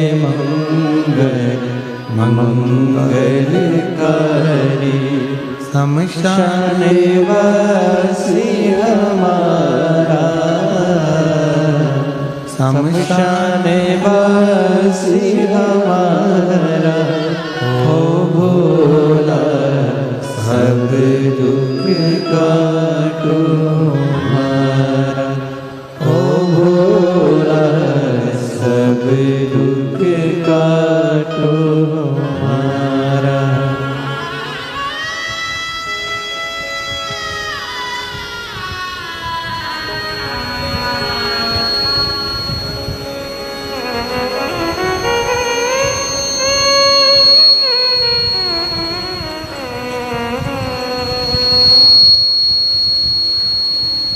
बाबा देवदेव महादेव भगवान शिव ओगड़दानी त्रिकालदर्शी कैलाशी विनाशी भगवान शंकर की पवित्र कथा कर रहे। शिव महापुराण की कथा वर्णन कर रही है। माता अंजना देवी ने जैसे ही कहा कि हनुमान जी ने आपको लंका तक भेजा, हनुमान को तो चाहिए था कि पूरी लंका को उठाकर अयोध्या लेकर आ जाए। राम जी ने हाथ जोड़कर कहा, मां आप ऐसा ना कहिए। हनुमान तो ले आते सीता जी को, आपके दूध को लज्जित नहीं करा है, पर हमने मना किया था। इतने में तो लक्ष्मण जी को हंसी आ गई, और लक्ष्मण जी को ऐसी हंसी आई कि लक्ष्मण जी को हंसी आते से ही भगवान राम जी ने लक्ष्मण जी को हंसने से रोका।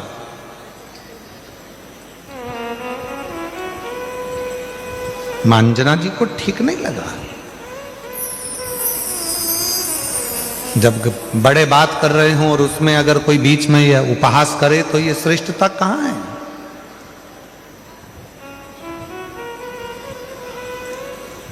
लक्ष्मण जी हंसे। इतने में लक्ष्मण जी ने कहा माता अंजना जी के से, देखो प्रभु भैया राम, माता तो अपने दूध का और अपने पुत्र का कितना गुणगान कर रही हैं और अपने आप का कितना गुणगान कर रही हैं। एक बार भी उन्होंने ये नहीं कहा कि लक्ष्मण के बाण से या राम जी के बाण से ये सब कुछ हो सका।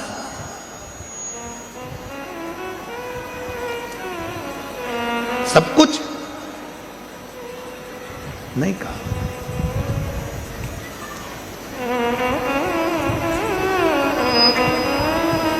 माता जानकी जी ने कहा, लक्ष्मण तुम्हारा कहने का मतलब क्या है?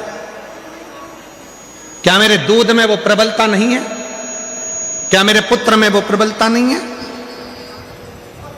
इतना तो कहना था। तब माता अंजना ने कहा, ठीक है लखन है लक्ष्मण, प्रभु राम की साक्षी में ये सामने पर्वत है, इस पर्वत के टुकड़े तुम अपने बाणों से कर दीजिए।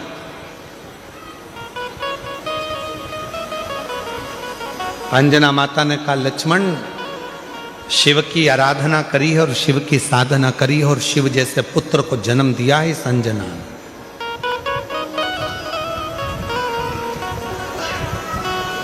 तभी एक बाण लक्ष्मण जी ने छोड़ा, पर वो पर्वत के दो भाग नहीं हुए और माता अंजना ने अपने दूध की एक धार उस पर्वत पर फेंकी, जिस पर्वत के दो टुकड़े हो गए और गर्जना हनुमान जी के कानों में पहुंच गई।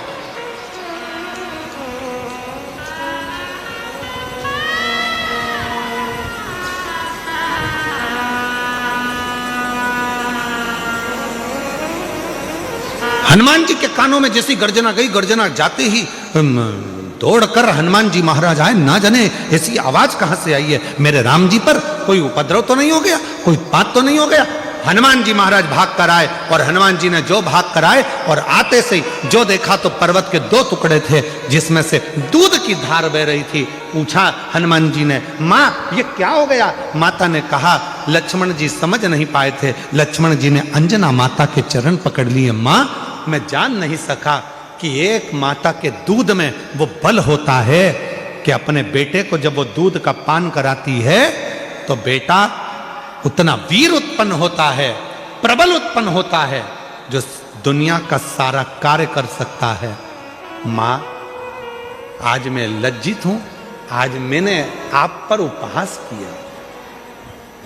हनुमान जी महाराज सामने थे, राम जी के मस्तक पर पसीने की बूंद थी,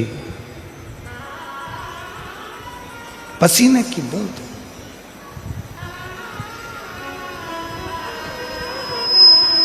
हनुमान जी बोले, मैं प्रभु राम जी के लिए जल लेकर आ। अंजना जी ने कहा, जल लेने तुम क्यों जाओगे? स्वयं मां नर्मदा जी का आह्वान किया माता अंजना ने, और मां नर्मदा जी कल कल करती बहती हुई आती हैं, और जो दूध की धार माता अंजना ने दी थी उस नदी से, दूधी नदी से माता अंजना के सम्मुख में नर्मदा मैया का संगम होता है, जहां पर भगवान राम जी ने जल का आचमन किया है। और जो आचमन राम जी ने करा, आज भगवान राम जी ने कह दिया, मां ये स्थान अब कहीं नहीं जाएगा। दुनिया के लोग जब मां नर्मदा जी की परिक्रमा करेंगे तो इस दूधी नदी के तट पर नर्मदा का संगम होगा। इस संगम का जो दर्शन करेगा वो अपने जीवन में शिव तत्व को प्राप्त करेगा, ऐसा भगवान राम जी ने वर दे दिया।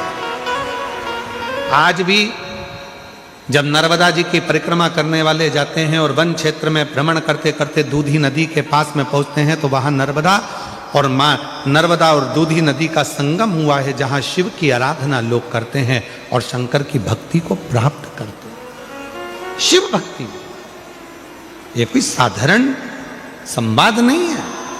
शिव महापुराण की कथा कहती है, भगवान शंकर का पवित्र चरित्र कहता है, जीवन में जिसने अपने शिव तत्व को प्राप्त करा, जैसे एक बार ब्रह्मा जी के मन में संशय उत्पन्न हो गया।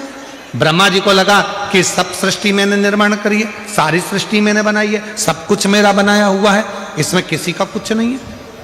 तब उनके संशय को मिटाने के लिए भगवान शंकर शिवलिंग के रूप कुबेरेश्वर धाम पे रुद्राक्ष मिलता है, वो रुद्राक्ष को पानी में गलाओ, शिव जी को जल चढ़ाओ, उस पानी को पिलाओ तो उससे आराम लगता है, ऐसा मैंने सुना है। ना जाने कौन रिक्शे वाला था, मेरे पापा को और मेरे पति को बताकर चले गया, जो बाहर हॉस्पिटल के रो रहे थे। तभी मुझे घर छोड़ा और मेरे पापा और मेरे पिताजी मेरे पति दोनों ही सीहोर पहुंच गए। 1 नवंबर को रुद्राक्ष लेने सीहोर गए, 3 नवंबर को वो लेकर आए और हमने उसको गलाकर शिव को चढ़ाना और उसका पानी पीना प्रारंभ करा। बाबा आप कहते हो कि बेलपत्र नंदी के पास बैठकर शंकर की चढ़ी हुई बेलपत्र को खाओ, मैंने खाना प्रारंभ करा। बाबा से कहा, बाबा हमारे पास में इतना धन नहीं है कि हम कैंसर का इलाज करा सकें, ये तो वो बीमारी है जिसमें पैसा लगता है, हम गरीब को कैसे दे दी बाबा, कुछ तो कृपा करो। हम नहीं जानते थे कि आपके रुद्राक्ष की इतनी महत्वता है सीहोर के, जिसका जल पीने से रोग मुक्त होता है। जल पीना प्रारंभ करा। दूसरी बार मुंबई में फिर वापिस पहुंचे डॉक्टर को दवाई दिखाने के लिए। डॉक्टर ने चेकअप करना प्रारंभ करा और रिपोर्ट निकाली तो रिपोर्ट में पता चला कि मेरे शरीर की सारी रिपोर्ट नील थी और मेरे शरीर में कोई कैंसर नहीं था। मैं बाबा को यहाँ प्रणाम करने के लिए आई हूँ, बाबा को नमन करने के लिए यहाँ पहुँची। कहीं बैठी हो, मेरा नाम मनीषा गणेश चौहान है, कहीं बैठे हो तो आ सकती हैं। एक पत्र और बड़ा सुंदर है। गुरुजी मेरा नाम रेखा सुनील जोशी है, मैं बारडोली बाबेन गांव की रहने वाली हूँ। मेरा मोबाइल नंबर ये है। मेरी शादी को 20 साल हो चुके थे पर मुझे संतान का सुख प्राप्त नहीं था। कहीं बैठे हो तो आ सकते हैं और बच्चा हो तो उसको भी लेकर आ सकते हैं। संतान का सुख नहीं था। फिर मैंने आपकी कथा 2022 से सुनना चालू करा और मैंने 5 बार पशुपति व्रत किया, आंकड़े की जड़ का उपाय 5-6 बार किया, पर बाबा आप कहते हैं ना, एक लोटा जल सारी समस्या का हल। मैंने मंदिर जाना नहीं छोड़ा। जब मैं धूलिया गांव में आपकी कथा सुनने के लिए आई, पंडाल में बैठी और वहीं पर वहां की मिट्टी को मैंने अपने गर्भ में लगाना प्रारंभ करा। बाबा की ऐसी कृपा हो गई गुरुदेव, 16 अगस्त 2025 को बाबा की कृपा से 20 साल के बाद मेरे घर में पुत्र रत्न की प्राप्ति हुई है। मैं बाबा को यहाँ प्रणाम करने के लिए आई हूं। शिव शिव है, शंभु शंभु है। और एक पत्र और है,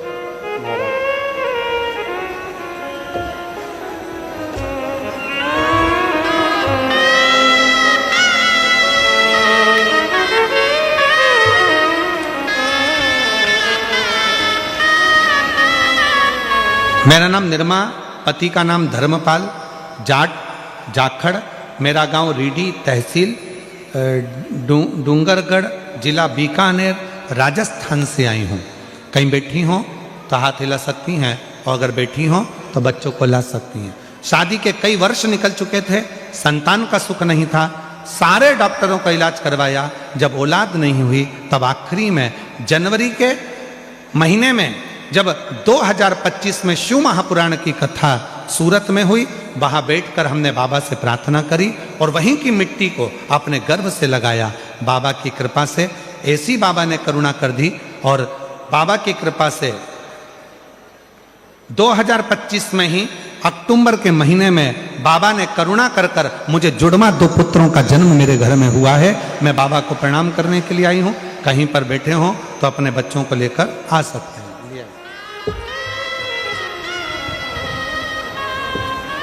और शंभु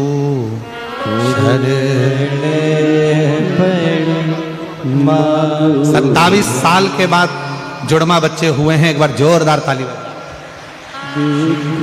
काटो दया करीने दर्शन आपो, शंभु शरणे। जोरदार ताली बजाएं। 27 वर्ष के बाद हुए हैं बाबा की कृपा से। दुख काटो दया करीने दर्शन आपो, शंभु शरणे पड़ी मांगो घड़ी रे घड़ी। दुख काटो दया करीने दर्शन आपो। जोरदार ताली बजाएं। 27 साल के बाद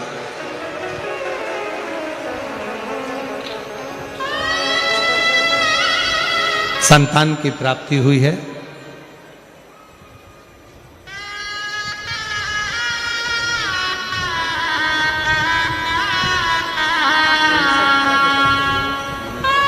आप ही को बेटी को कैंसर हो गया था, इस बहन को पैसा नहीं था, 2 लाख रुपए लगना थे। शिव जी के मंदिर के पति और पिता हॉस्पिटल के बाहर खड़े होकर रो रहे थे कि मेरी बेटी को कैंसर हो गया, पैसा नहीं है। एक रिक्शे वाला आकर बोला कि सीवर वाला बाबा कथा करता है, एक बार रुद्राक्ष का जल दो।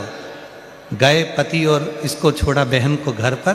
पति और पिता दोनों सीहोर पहुंच गए, रुद्राक्ष लाए, पानी में गलाकर बहन ने पीना प्रारंभ करा। शिव जी की कृपा से डॉक्टर को दिखाने मुंबई गई, पूरी रिपोर्ट नील हो गई और कैंसर से मुक्त हो गई। जोरदार।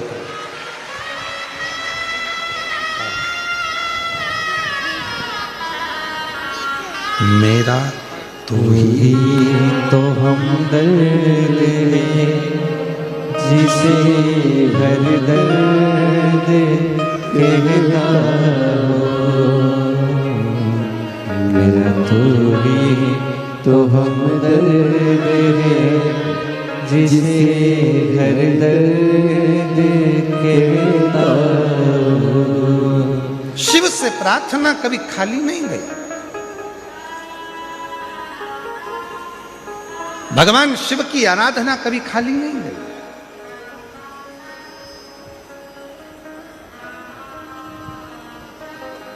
ब्रह्मा जी के मन में थोड़ा सा अहम हो गया। याद रखना, जीवन में या तो राम रहेगा या हम रहेगा। जिसके दिल में राम बसा है उसके दिल में अहम कभी नहीं आ सकता, और जिसके दिल में अहम पहले से भरा हुआ है उसके दिल में राम नहीं आ सकता। थोड़ा अहंकार को दूर करोगे तो राम आपके करीब में आएगा। शिव जी को पाने का सबसे सुंदर तरीका है अपने भीतर से अहम को निकाल दो कि मेरे पास मैंने कुछ करा है। कुछ नहीं करा हमने, कुछ भी नहीं।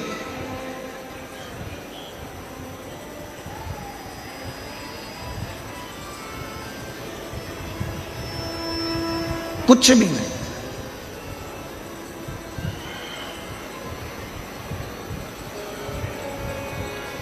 वो एक लाइन है ना आप लोगों की, वो भौरे ने खिलाया फूल, फूल को ले गया राजकुल। भौरे ने खिलाया फूल, फूल को ले गया राजकुल। भौरे तू कहना न भूल, भूल मेरा हो गया इधर उधर। भौरे ने खिलाया फूल, फूल को ले गया राजकुल। ये संसार में जन्म जिसने दिया है, जिसने संसार सागर में भेजा है, उसी ने हमको खिलाया है, उसी ने हमको वैभव दिया है, उसी ने आप और हमको धन दिया है, उसी ने हमको संपदा दी है, उसी ने समझने की बुद्धि दी है, उसी ने सब कुछ दिया है। अब आगे आपके ऊपर निर्भर करता है कि इस बुद्धि को, इस मन को, इस चित्त को आप हम में डुबोएंगे कि राम में डुबोएंगे। ये आपके ऊपर निर्भर, ये आपके ऊपर निर्भर करता है।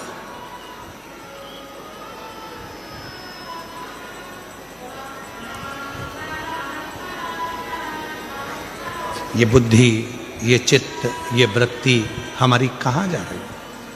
ब्रह्मा जी के मन में अहंकार आ गया। ये पूरी सृष्टि का निर्माण मैंने करा, और जैसे ही ब्रह्मा जी के मन में अहंकार आया तो भगवान विष्णु ने समझाया, पर ब्रह्मा जी मानने को तैयार नहीं थे कि सब कुछ बनाने वाला शिव है, रचने वाला शिव है, संहार करता शिव है, निर्माण करता शिव है। ये ब्रह्मा जी को समझाए कौन? कौन कौन ज्ञान दे, कौन समझाए?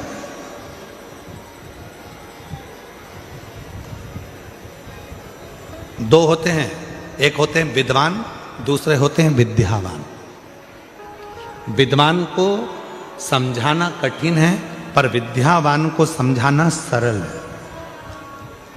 दो हैं। रावण को भी विद्वान कहा जाता है।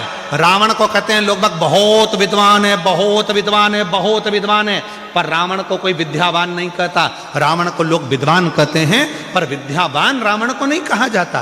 पर हनुमान जी को लोग विद्यावान, गुणी, अति चातुर, हनुमान जी को लोग विद्यावान कहते हैं।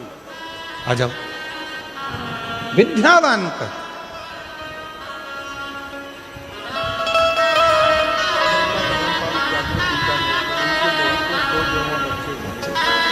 जोरदार ताली बजाएं। बीकानेर से हैं, बहू नहीं आई है, बहू को 2 जुड़वा बच्चे हुए हैं। एक बार जोरदार ताली बजाकर साधुवाद करिए। कई सालों के बाद संतान का सुख बाबा ने दिया है। ये दोनों बच्चे ले, ये दोनों बच्चे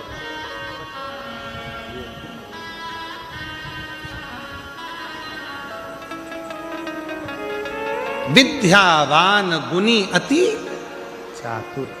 अर्थात विद्वान को समझाना कठिन है, पर विद्यावान को समझाना सरल है। निवेदन है, अगर कोई तुमसे कहे कि तुम बहुत विद्वान हो, नहीं भैया, हम विद्वान कम, विद्यावान, गुणी, अति चातुर। बाबा की कृपा है, उसने जितनी विद्या दी है वो हमारे भीतर है। हम ज़्यादा कोई विद्वान तो है नहीं, पर इतना जरूर है कि उसकी कृपा से सब समझ लेते हैं। ये उसने दिया, उसने करुणा की, और उसकी कृपा के बिना कुछ हो भी नहीं सकता। ब्रह्मा जी को समझाया, पर ब्रह्मदेव मानने को तैयार नहीं हुए। एक भगवान ब्रह्मा और भगवान विष्णु ने एक पर्वत को घुमाना प्रारंभ करा, और पर्वत को घुमाना प्रारंभ करा, तब उस पर्वत में से शिवलिंग की आकृति प्रकट हुई। प्रथम शिवलिंग का निर्माण भगवान ब्रह्मा और भगवान विष्णु ने किया, और प्रथम शिवलिंग जब प्रकट हुआ तो उसमें से आकाशवाणी हुई, हे ब्रह्मा, तुम मुझे समझ नहीं पा रहे हो, इस सृष्टि का पालन करता, संहार करता, संचार करता सब मैं हूं। तब भी ब्रह्मा मानने को तैयार नहीं हुए। तो ब्रह्मा जी ने भगवान विष्णु जी से कहा, इस शिवलिंग में आप कहते हो कि शंकर है, तो उनके चरण कहाँ है, उनका शीश कहाँ है? इस शिवलिंग के चरण और शीश कहाँ है? ढूंढा जाए, आ जाइए, आ जाओ। चरण और शीश है कहाँ?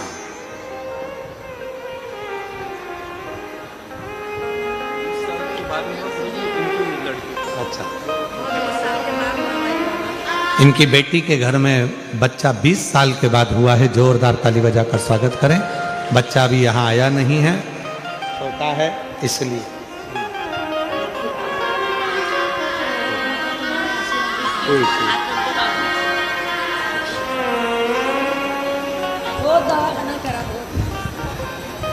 शिव कथा कर रही है। इस शिवलिंग के चरण कहाँ हैं? इस शिवलिंग का शीश कहाँ है? ढूंढो जरा। तब भगवान नारायण तो चरण ढूंढने के लिए गए और भगवान ब्रह्मा जी शीश ढूंढने के लिए गए, पर भगवान नारायण ने पहले ही कह दिया था चरण मिलने वाला नहीं है और ना ही शीश मिलने वाला है। ना चरण मिलेगा ना शीश मिलेगा, दोनों नहीं मिले, स्वीकार नहीं किया, समझे नहीं। भगवान नारायण जब नीचे जाते जाते जाते जाते चरण को ढूंढ ना पाए तो वापिस आ गए। ब्रह्मा जी जाते जाते एक गौमाता को पकड़ कर लिया है। गौमाता से कहा, चलकर शंकर जी के सम्मुख में भगवान विष्णु से कह देना कि मुझे शीश मिल गया है। केतकी के पुष्प को लिया है, कह दिया, कह देना शीश मिल गया है। साक्षी में पूछा भगवान शंकर की, शिवलिंग की साक्षी में स्वयं भगवान ब्रह्मा जी ने विष्णु जी से पूछा कि आपको चरण मिला है? भगवान विष्णु ने मना कर दिया कि मुझे चरण नहीं मिला, मुझे चरण नहीं मिला। एक बार भगवान नारायण ने सत्य कह दिया तो आकाशवाणी हुई, हे नारायण, आपने सत्य कहा है, इसलिए आज से पूरी पृथ्वी पर सत्य नारायण की पूजन पूरी दुनिया करेगी, क्योंकि आप सत्य बोले। अब भगवान विष्णु ने पूछा, क्यों ब्रह्मा जी, तुमको शीश मिला है क्या? ब्रह्मा जी कहने लगे कि हाँ मिला है। ना मानो तो गौ माता से पूछ लो। गौ माता से पूछा तो गाय ने झूठ बोल दिया। भगवान शंकर ने कह दिया, गौ माता तू झूठ बोली है, तेरा पूरा शरीर पूज्य होगा पर तेरा मुख अपूज्य होगा। केतकी के पुष्प से पूछा तो केतकी के पुष्प ने झूठ कह दिया। हे केतकी, सारे देवताओं पर यह केतकी का फूल चढ़ेगा पर शंकर भगवान पर कभी नहीं चढ़ेगा। ब्रह्मा जी से कहा, ब्रह्मा जी अब तो सत्य बोल दो। ब्रह्मा जी सत्य बोलने को तैयार नहीं हुए, सच नहीं बोल पाए। और शिव महापुराण की कथा कहती है, भगवान शंकर को सारे पुष्प, सारे पत्र, सारा पूजन साहित्य, इन सबसे भी ज्यादा यदि शिव जी को प्रिय है तो शंकर भगवान को सत्य प्रिय। इसलिए क्या कहा जाता है, सत्यम शिवम सुंदरम। जिसकी जिंदगी में सत्य आकर विराजमान हो जाता है, उसकी जिंदगी में शिव आकर बैठ जाता है। और जब शंकर हमारे हृदय में आकर बैठ जाता है तो हमारी जिंदगी अपने आप सुंदर होना प्रारंभ हो जाती है, अपने आप। आप लोगों से भी निवेदन है, जीवन में एक बार थोड़ा प्रयास करो कि हफ्ते में, 2 दिन में, 5 दिन में, 7 दिन में अपने मुख से एक दिन ऐसा निकालो कि हम सत्य बोल सकें, सत्य बोल सकें। नहीं तो मरने के बाद तो लोग बोलेंगे राम नाम सत्य, पर अपने जीते जी अपन बोल रहे हैं, इससे बढ़कर और क्या चाहिए। सत्य बोले।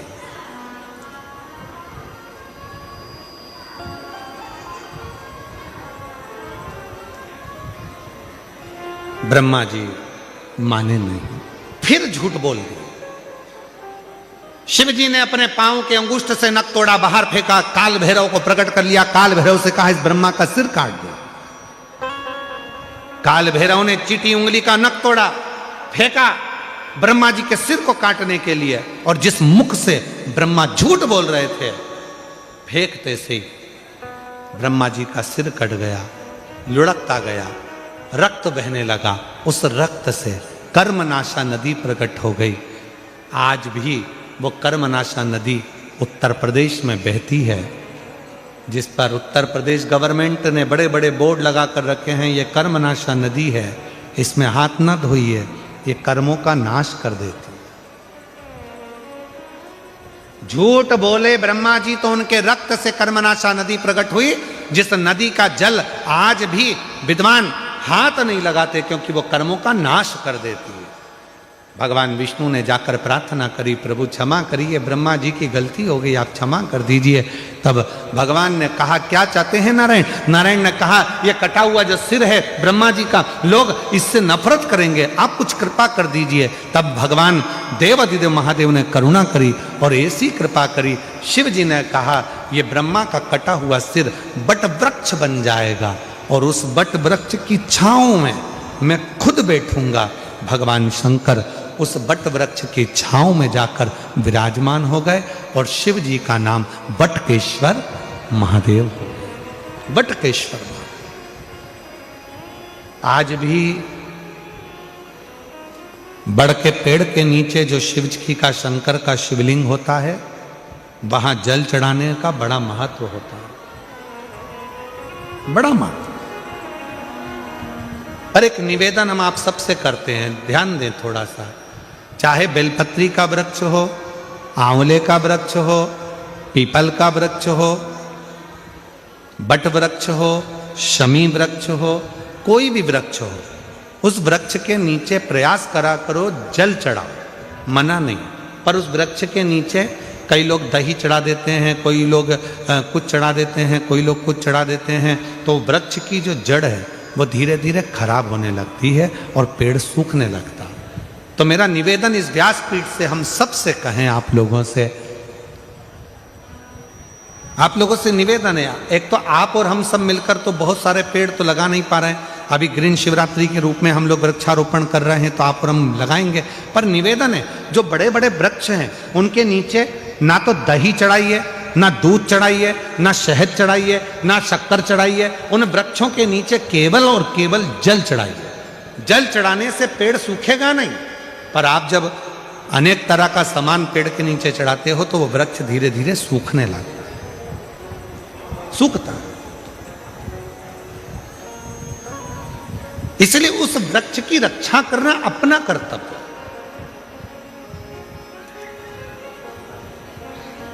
कई लोग बड़ के पेड़ के नीचे जाते हैं, उनकी भी पत्ती तोड़कर भगवान को चढ़ा देते हैं। ना ना ना, जो प्राचीन बट वृक्ष होते हैं, जो पुराने बट वृक्ष हैं, 500 साल पुराने हो, 700 साल पुराने हो, 1000 वर्ष पुराने हो, 400 साल पुराने हो, ऐसे जो बट वृक्ष होते हैं, पीपल के वृक्ष होते हैं, इनकी पत्तियों को नहीं तोड़ना चाहिए, इनको तो प्रणाम करना चाहिए, क्योंकि जो बुजुर्ग होता है उसका आशीर्वाद ही हमारे जीवन में सफल होता है। उसका आशीर्वाद नहीं, उसको तोड़े नहीं। हमारे कुबेरेश्वर धाम पर, बाबा के धाम पर लगभग 500 साल पुराना बाबा कुबेर भंडारी के यहाँ पर बट वृक्ष है। हम निवेदन करेंगे, आप लोग अगर वहाँ दर्शन करने जाते हैं तो निवेदन है, उनकी कोई पत्ती, कोई डाली, कुछ तोड़ना नहीं चाहिए, केवल प्रणाम करो, नमन करो, जल चढ़ाओ, परिक्रमा करो, बैठकर श्री शिवाय नमस्तुभ्यम का जप करो और बाबा से अपने दिल की बात करो, स्तुति करो, पर पत्तियां ना। बड़ के पेड़ के नीचे भगवान शिव विराजमान हो गए, बटकेश्वर नाम पड़ गया। बोलो बटकेश्वर महादेव की। ब्रह्मा, विष्णु और महेश तीनों एक जगह पर एकत्रित होकर